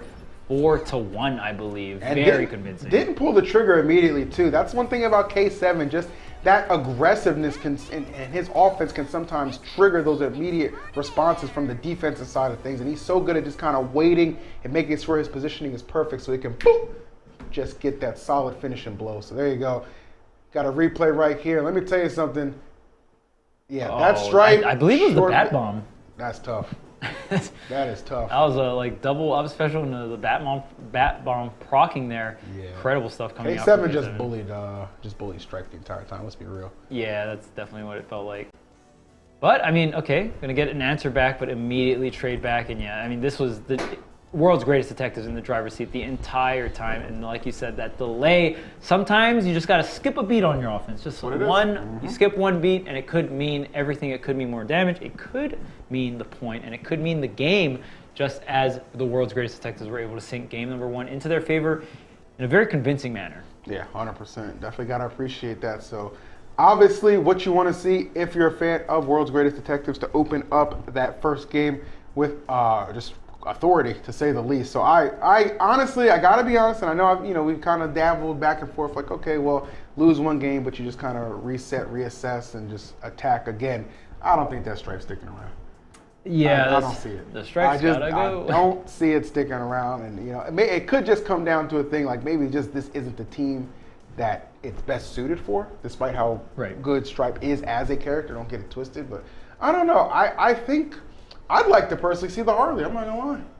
Yeah, I like to see the Harley. I felt like the Harley did really strong. Yeah, okay, there's the Harley right there, right on cue. Okay, and we're gonna see Batcave for the first time on stream at least in brackets. So good to see Batcave being utilized. Oh my goodness!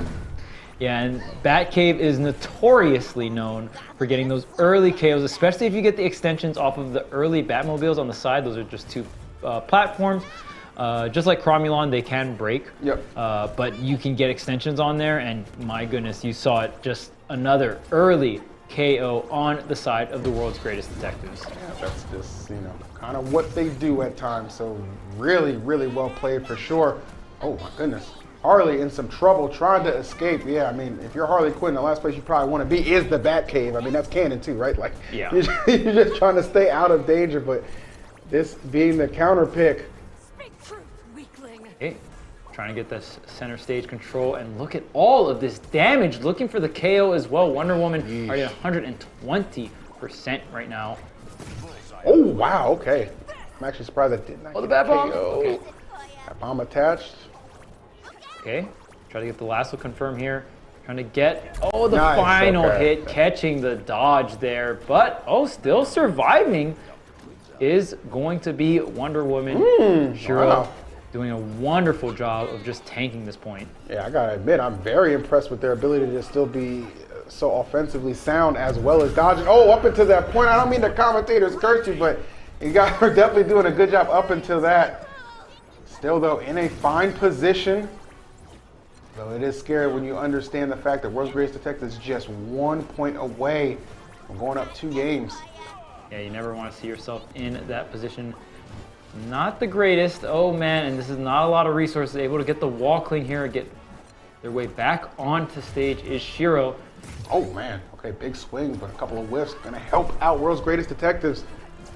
Let's see. I mean, they're in danger, too, especially with a double KO. Could be potential here. Okay, armor set up on both sides here. Definitely need that smoke. Oh, is that going to be enough? There's one. Okay, can you double up on the 2 here? K7 trying to relieve some pressure. They go for the edge guard, but fantastic recovery coming out from Legendary. Oh my goodness, the fact that Legendary able to still survive insanity right now.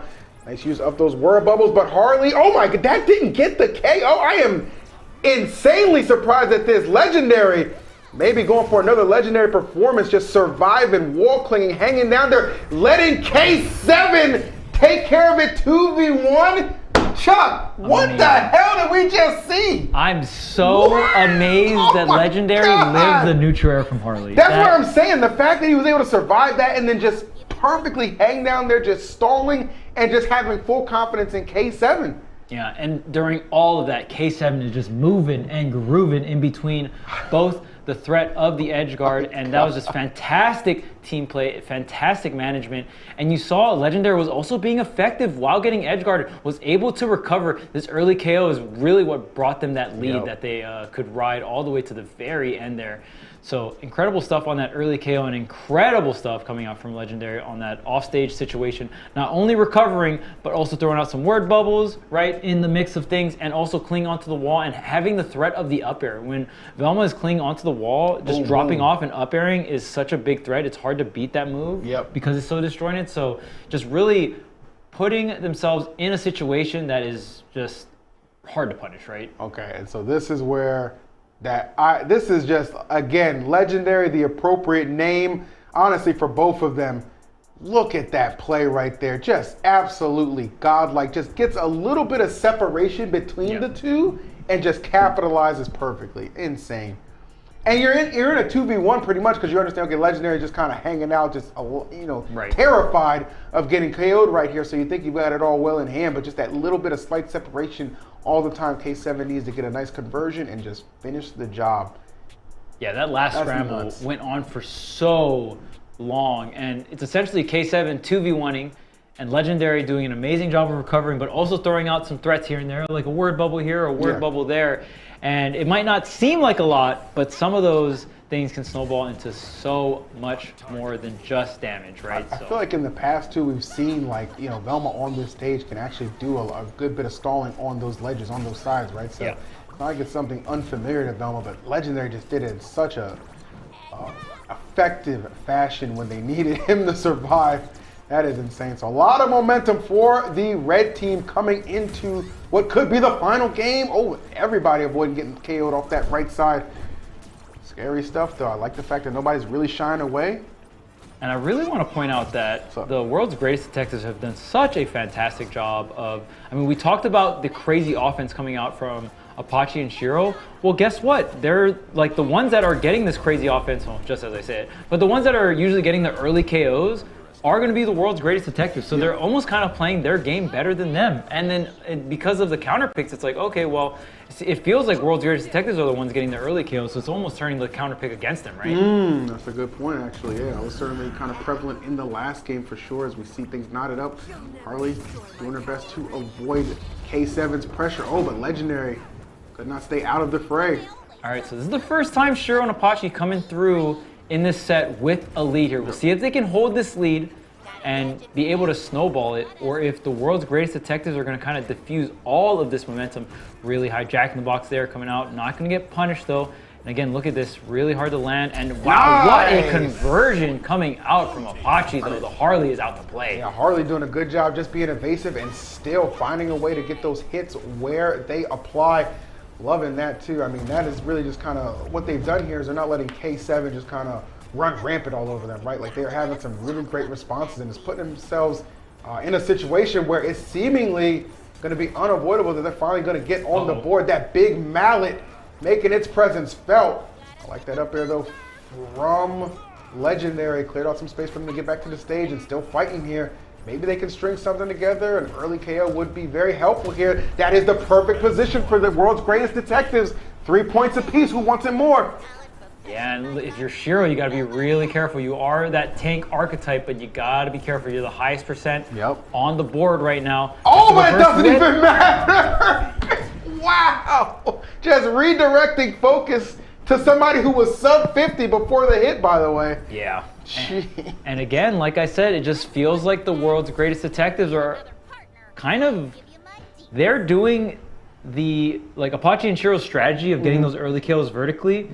It feels like the world's greatest detectives are actually the ones getting all of those setups, all of those situations. So this counter pick being the back cave, I mean, this time at least we got a couple of setups, right? From Apache and Shiro and a couple of earlier KOs on that vertical side. So the counter pick seeing a little bit more valuable, but at the end of the day, man, K7 is just able to get that very last KO. And even at the very end there, it seemed like Shiro got the reverse whip and was just about to hit the dare onto Legendary, but K7 just making quick work at the very end. Was able to strike first. Yeah, yet again, we are seeing just the picture of consistency shine bright with world's greatest detectives handling business. I mean, look at this. At this point, you're thinking, oh man, how is this gonna, turn around? And then you realize, okay, well, those percentages being kind of higher up, and then K7's ability again, Charles, to just be able to just convert and get those kills so quickly, especially this early KO, that was big time right there. That big boot kind of solidified the position here. And again, as we said, you're watching Wonder Woman on the left side, but really it was K7 with his eye on the prize, seeing Harley in danger and gonna seal that away. Boom, see you later. Into grand finals we go. Man, and just they were trailing 3-1 in those points too. Yeah, and that last game, I mean, we saw Apache and Shiro, the reason why they pit back cave and their strategy really coming to fruition there.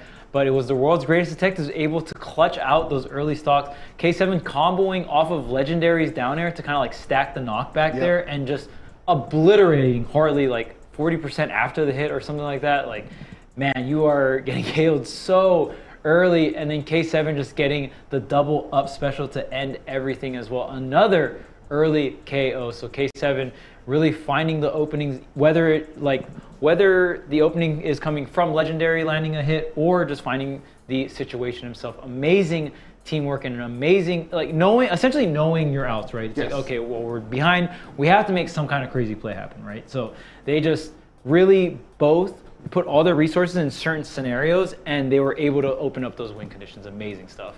1000%, man. Love what we saw right there, and it sets up yet again another amazing grand finals. Going to see momentarily world's greatest detectives coming in from the loser side to take on Team Vitamin Water. Looking to get back to as I said, the top of the mountain, man. Hold that throne down.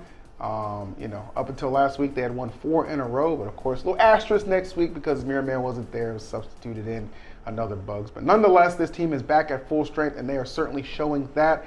So we'll see if they can piece together another big victory. World's greatest detectives, I mean, listen, you might have forgot about them last week because they weren't in bracket, but they're reminding every single person, or they're easily one of the best teams in this Series E competition and a contender for maybe even just the best team. A dub here would go a long way to helping solidify that. but it's not going to be easy. They got to win 2 sets now, Charles, to get the job done. Yeah, these two teams being in grand finals is they're not strangers to it, right? Not at all. They've been in grand finals. These two teams specifically have been in grand finals the most out of any other of the teams in Series E, especially here for Season 1 of MultiVersus. So we'll see how this showdown is. I mean, at this point, it's a classic, right? Yeah, for sure. I mean, no easy path for. I mean, if we could see the bracket again at some point, that'd be great. So I could show you guys exactly why it was no easy path for any of these teams. But you know what? We're just gonna get right into grand finals. They're set up. They're ready to go. We are ready to roll. Let's see what we're gonna have again. World's Greatest Detectives. You have got to win 2 sets to claim victory this week. Team Vitamin Water just with 1 to do it. Be interested to see how this combo. game 5 shapes up. They are scrapping already. Yeah, I mean, both sides getting a really good combo extension, really good team combos. And again, we're kind of getting to the point where a lot of these teams are optimizing so much scenarios and even just their base team combos. I mean, one team combo, it's an easy 50+% on the board here. Gonna get sniped out. Does have the safe setup, but does get destroyed here. And I mean, definitely Team Vitamin Water taking a bit more damage than the World's Greatest Detectives. No doubt about that. Kind of not, no strangers to that. We actually seen, actually it's funny with both of these teams, we've actually seen them in a lot of situations make crazy good comebacks. But speaking of which, things seemingly going awry in the first couple of interactions, and just like that, they get on the board first. Crazy. Yeah, and I mean, that was very unfortunate. The side air too, going right into the down rocket, I believe. So 1 point a pop though, and I mean fairly even now. Oh my God, Mirror Man! I see you, bro. I see you tracking that recovery route and not letting them get through. Yeah, that was nasty. Velma at her weakest point is going to be off stage. Great neutral air dodge to block the projectile there, and here comes Mirror Man. Off stage situation, tries to get the down air to get the high recovery onto the stage. Okay, burning rocket here, up and over, gets the reversal with the side air. Sheesh. Okay, going into the ground here. Yep, it's going to teleport right on back. All right, cooking. Oh, looking for. Oh, not even going to need the up air assistance. Not quite getting the KO there. The safe, though. Clearing some space. Got to be careful. K7 knows that, but he's still on the hunt right now for Kosalix. Ooh, man. Not going to combo into the word bubble. Great anti. The charge on that up special. K7 will go ahead and still on the hunt for another one, but the word bubble is enough. 150, you're so light as Batman. It is going to be the KO. Yeah, I said it earlier, man. Batman definitely built like Superman, but far from as heavy. Like that is the deficit of being a human. All right, so if Team Vitamin Water can kind of hone in on the Legendary, they might be able to finish this game off here, but of course, Legendary knowing that, going to create a good amount of distance here, and K7 going to keep the pressure on, making sure all the attention's on him. Okay. Nice, finally able to find some ground. Oh, I like that, just sliding through. Really good plays right now from K7, just trying to force some of these openings. Really still a great opportunity, really, for this team to bring it back. Going to fade the Acme Rocket on the way up at the very least. Keep an eye on it for the make its return. We surviving, yes we are. And just a deep dive, here we go. Oh, wow, right into the clutches of Batman. And this is actually huge right now. Wow. Comeback complete. Kosalix being exploited. Trying to land on the right side. K7 having none of it. And they're going to steal that first game back. Yeah, K7 with the tracking. You saw the glide into another jump glide. And K7 was just tracking Velma over and over. Kosalix had nowhere to run. The up special to finally seal that one out. Incredible stuff from Legendary, honestly, just go ahead and tanking all the way towards the end there, and then K7 just on the hunt, always on the hunt, man. That was incredible. Much respect to both teams right there. Again, just what a strong start coming out from the blue team. But again, how many times have we seen World's Greatest Detectives? They thrive in those comeback environments at times. But that was amazing from Mirror Man. Yeah, Mirror Man and K7's offense definitely shining a lot throughout. They almost cancel each other out to an extent too, right? So you kind of, got to rely on, your Velmas, to give you something as well. They kind of got to be the difference maker at times. And we saw a lot of clutch plays coming out there from Legendary, certainly. And Kosalix, though, he was getting punished a couple of times just trying to recover. One thing about K7 right here, look at that, knows exactly where you're going. The chase down again, so good. I mean, Batman having so many different movement options. That glide specifically, you go ahead and jump and you hold that jump. You're gonna go ahead and go into that glide mode and you just, fall down way slower. And it's so good when you're just tracking someone vertically, when you're just trying to get away from your juggles and you stick to them like glue. K7 not giving any amount of space to any of his victims that he's juggling there. And you just gotta deal with that large up special. I mean, Batman's not a crazy up air for juggling, but man, for getting the KO, all you need is that up special. Just really, really quick. And you see that cape, oh man, it just covers so much of the screen, so much range and so much power behind it. And the great thing about the K7's use of it as well, he'll go for that, and even if it doesn't KO you, he'll hunt you down to get the second one. Get KO, right? So. All right, well, here we are. We are off to the second game right now. See if Vitamin Water can have an immediate response. Again, usually, it's not uncommon, right, Charles, to see like the team that comes from losers finals does get that first game, right? Like they've, been playing, they got the momentum, they're feeling themselves, they kind of take advantage of the fact that the other team's just been chilling for a little while. So there was a game to win. That was definitely a very important one for sure. Okay, but gonna start things off a little on the slower side here. Getting everything set up, trying to get the armor. Yep, just gonna go ahead and do that. Both sides getting the armor here.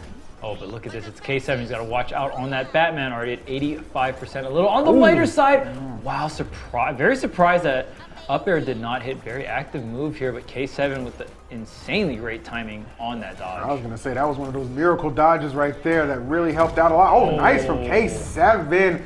Again, if you pay attention, K7 really looking to exploit almost maybe some of that fear that he's putting into Costless. We've seen a lot of those KOs exclusively attached to him. And man, bring out the Scarecrow costume, man. Saying, what the heck's going on right now, man? And it was so nice towards the for that first KO. You saw that K7 looked like he was trying to line up an up special and then just started charging the battering. And it was just like, I know you're going to completely respect my my up special, so I'm just gonna go ahead, throw the battering out, and it's just gonna go ahead and KO you off the side there. Incredible play, but it's 1 point apiece here. Yep. All right, take a look at Legendary. Oh wow, actually kind of catching a stray. Gonna put blue team up a point. See how long? Oh my goodness, K7 dodging at the most opportune time, because that looking like that up air and that lightweight of Batman could have been disastrous that high up, but able to fade it fortunately. Oh, nice the catch. Up rocket, you gotta... Nice, smart. Mirror Man tracked that perfectly, good stuff. Yeah, and I mean, Batman has an incredible dodge. He does. Mirror Man just really utilizing the range of that up air, still surviving as well, and just waiting for the dodge. Incredible timing coming out from Mirror Man to get that KO. Look at that, this is 3 points to 1. I mean, both players on the blue team looking like they're ready to get KO'd here, but look at this, Mirror Man gets back on the stage and is getting even more value. All these cooldowns are coming out and he's swinging for the hills. That he is. Oh, okay, definitely goes for the setup. Oh, I like that safe, actually. Great coverage to help him get back safely. And they're in a really strong position to even this out. Even if Mirror Man does happen to get KO'd right now, it's really not going to be that detrimental, and it's not even going to be the case. Great response from Team Vitamin Water. They get themselves on the board. Beautifully done. Yeah, and again, Mirror Man just coming through and just so difficult to catch, right? And the thing about bugs is the better defense you have and the more survivability you have, the more rockets come out, the more safes come out, right? Like you just start snowballing your value, and we really saw so many of these high impact cooldowns come through again and again. And of course, always able to hit that up air, despite the timing, just always ready for the mix-ups. Yeah, got to be ready to be in the schmicks, no doubt about that. And that is exactly what we saw. I mean, it was, and again, similar to what we saw from Mirror Man in winners finals, those last 2 games, it was really just him just deciding to really be that offensive juggernaut and just assert himself. And I feel like a lot of those same tendencies came out in this second game of Grand Finals and definitely helped them put away World's Greatest Detectives. Yeah, I mean, that was a pretty convincing win as well. So Team Vitamin Water getting a little bit acclimated a little bit sooner here. I think if you're World's Greatest Detectives, you'd love to go up 2-0 here in this set. Now remember, Team Vitamin Water is on the luxurious side of being on the winner side of Grands. All right, so there's two sides of Grands. Obviously, the winner side, you have an extra life essentially, right? You got to get knocked into losers and then knocked out of the tournament. We'll see if the world's greatest detectives can set up this grand finals resets. But so far here in this first set, we're even 1-1. There we are. All right, looking forward to seeing this game number 3. Again, potentially a long way to go before this one is decided if the world's greatest detectives can get the bracket reset and force us into some overtime. We'll find out for sure. I mean, it really, the way we've seen these brackets unfold too, is it usually kind of becomes a case of like, well, it might not get the reset, but it always seems to go to game number 5, right? That just seems to kind of be the pacing between a lot of teams because they're so evenly matched. Yeah, these teams have, I mean, one, they've just faced each other so much in grand finals in general. And on top of that, they just also have a lot of game 5 sets against each other. So definitely looking forward. I always want the game 5. I want as many games as possible. These teams are so entertaining to watch. We'll see if we're going to get that set up here in this first set of grand finals. Team Vitamin Water and World's Greatest Detectives both making their return back to Series E Season 1. They both of them kind of had a break. World's Greatest Detectives not here last week, and Team Vitamin Water, Mirror Man was moving actually, so got replaced with a different roster. Shout outs to Luck, that played amazing last week, got second, but now it's this roster is at full power now. Yeah, and you see, I mean, Luck was in this bracket too, but did not make it to grand finals. Actually had to go against this team the first round, so that was a little comical for sure. But nonetheless, man, just kind of showing consistency again with this Velma Bugs team and what they are capable of doing. I love seeing these Velmas kind of duke it out. Mirror Man though, trying to assert himself momentarily. A couple word bubbles here, help with the recovery. Okay, I see. What I'm liking from Kostelix now is not just all dodging and invading of K7. He's throwing some hits back as well. Didn't pan out too well right there. It's going to give them the lead with the points, but still not just shying into a defensive position. I like that a lot. But look at the percents right now. There is a good amount here on the red team and immediately firing back. Yep. So a slight lead here for Team Vitamin Water, but we've seen the offense coming out from K7. Thing about those slight leads, right? It's hard for them to last a good amount of time. Especially in an explosive game like MultiVersus, right? Like in MultiVersus, 5 seconds can go by and that could mean everything. And within those 5 seconds, this game, very high pace. The damage output is very high, and especially if you're able to set up into powerful tools like the rocket, so can the points. Bugs got them legs, and them legs hit you. It can lead to some death right there with the assist of the Acme Rocket. Beautifully played. They are in a great position right now, and you can feel it. They're feeling the tides maybe turning. Oh, maybe a little bit of an assist to help Mirror Man out of that predicament. He's just going to go back to the left side to find some refuge. Okay, but look at this stacking up, taking a bunch of damage. Right? Mirror Man is alive, but at what cost? And didn't even take that long to secure the KO. Because Mirror Man getting edge guarded in a lot of these different scenarios, but you're taking the damage over and over. 3 points a pop here. But it looks like it is the red team that's going to need a little bit more help. You got to play really clean here if you're the world's greatest detectives. Absolutely, and they got to know that. And look at that, just hunting. Oh, up here, that's going to do it. Nice close out. Seemed like K7 was the initial target, but then Mirror Man, good recognition to kind of play off of Kostelix's hit and get the up air. Yeah, amazing stuff there. And I got to say that setup into the Acme Rocket was so big, right? And again, we've seen Mirror Man just these grounded Acme Rockets pointed up, very effective. And even when the Acme Rocket is so high up into the air, even comboing into it, just so aware of these high impact cooldowns and knowing how to get the most value of it is Mirror Man. Just showing what this character can still do even after the nerfs, right? And you saw right there going up, got the point advantage, but it would not last too much longer, that immediate response. And you said it, man. This is just such an explosive game and just so many explosive plays. That right there was absolute insanity. Maybe kind of just shook the red team for a second, like, oh my God, that really just happened. But even with that, they were able to fight back and make it respectable for sure. But I just feel like they were at a deficit with their percentage, and it was only going to take an up air. And look at this, the redirection, so smart. You saw Kostelix get the first hit, and then on the return to the stage, that's when Mirror Man knew, okay, I get this up air, we get this win, and they certainly found it. Yeah, Kostelix making it very clear, either through comms, like verbal comms, or just body language, right? Kostelix started drifting to the left, being like, hey, I'm covering the left landing, and then immediately Mirrorman just knowing exactly where else to cover, going towards the right there, and that's what I'm talking about when you are able to cover multiple avenues of defense from your opponent when you get the right setup. 100%. Well, here we go. Potential final game here in Grand Finals. Let's see who's going to come away with the W. We're either going to a Game 5 or I guess we're going home, because that will wrap up the tournament. So let us see if the world's greatest detectives have one last gasp in them. Yeah, I always want to see a Game 5 between these two teams. I mean, they're so clean. Okay, K7 maybe have had like another 10%, could have been the point there for Team Vitamin Water. So both teams feeling each other out, getting a bit of damage here. Also getting some pretty crazy offensive strings, but the percent's just not quite high enough. The rocket you gotta watch out for. K7 barely avoiding it this time. Yeah, it seemed like they knew exactly where they wanted to put him too. But yeah, as you said, K7 just barely able to get himself out of dodge. The danger zone, always presenting itself when that Acme rocket is on the loose. Oh wow, what a setup. Who is this man? yeah, Mirrorman using the up special there when put him up a little bit. Yeah, just tore on the ears and comboing it into the up air there.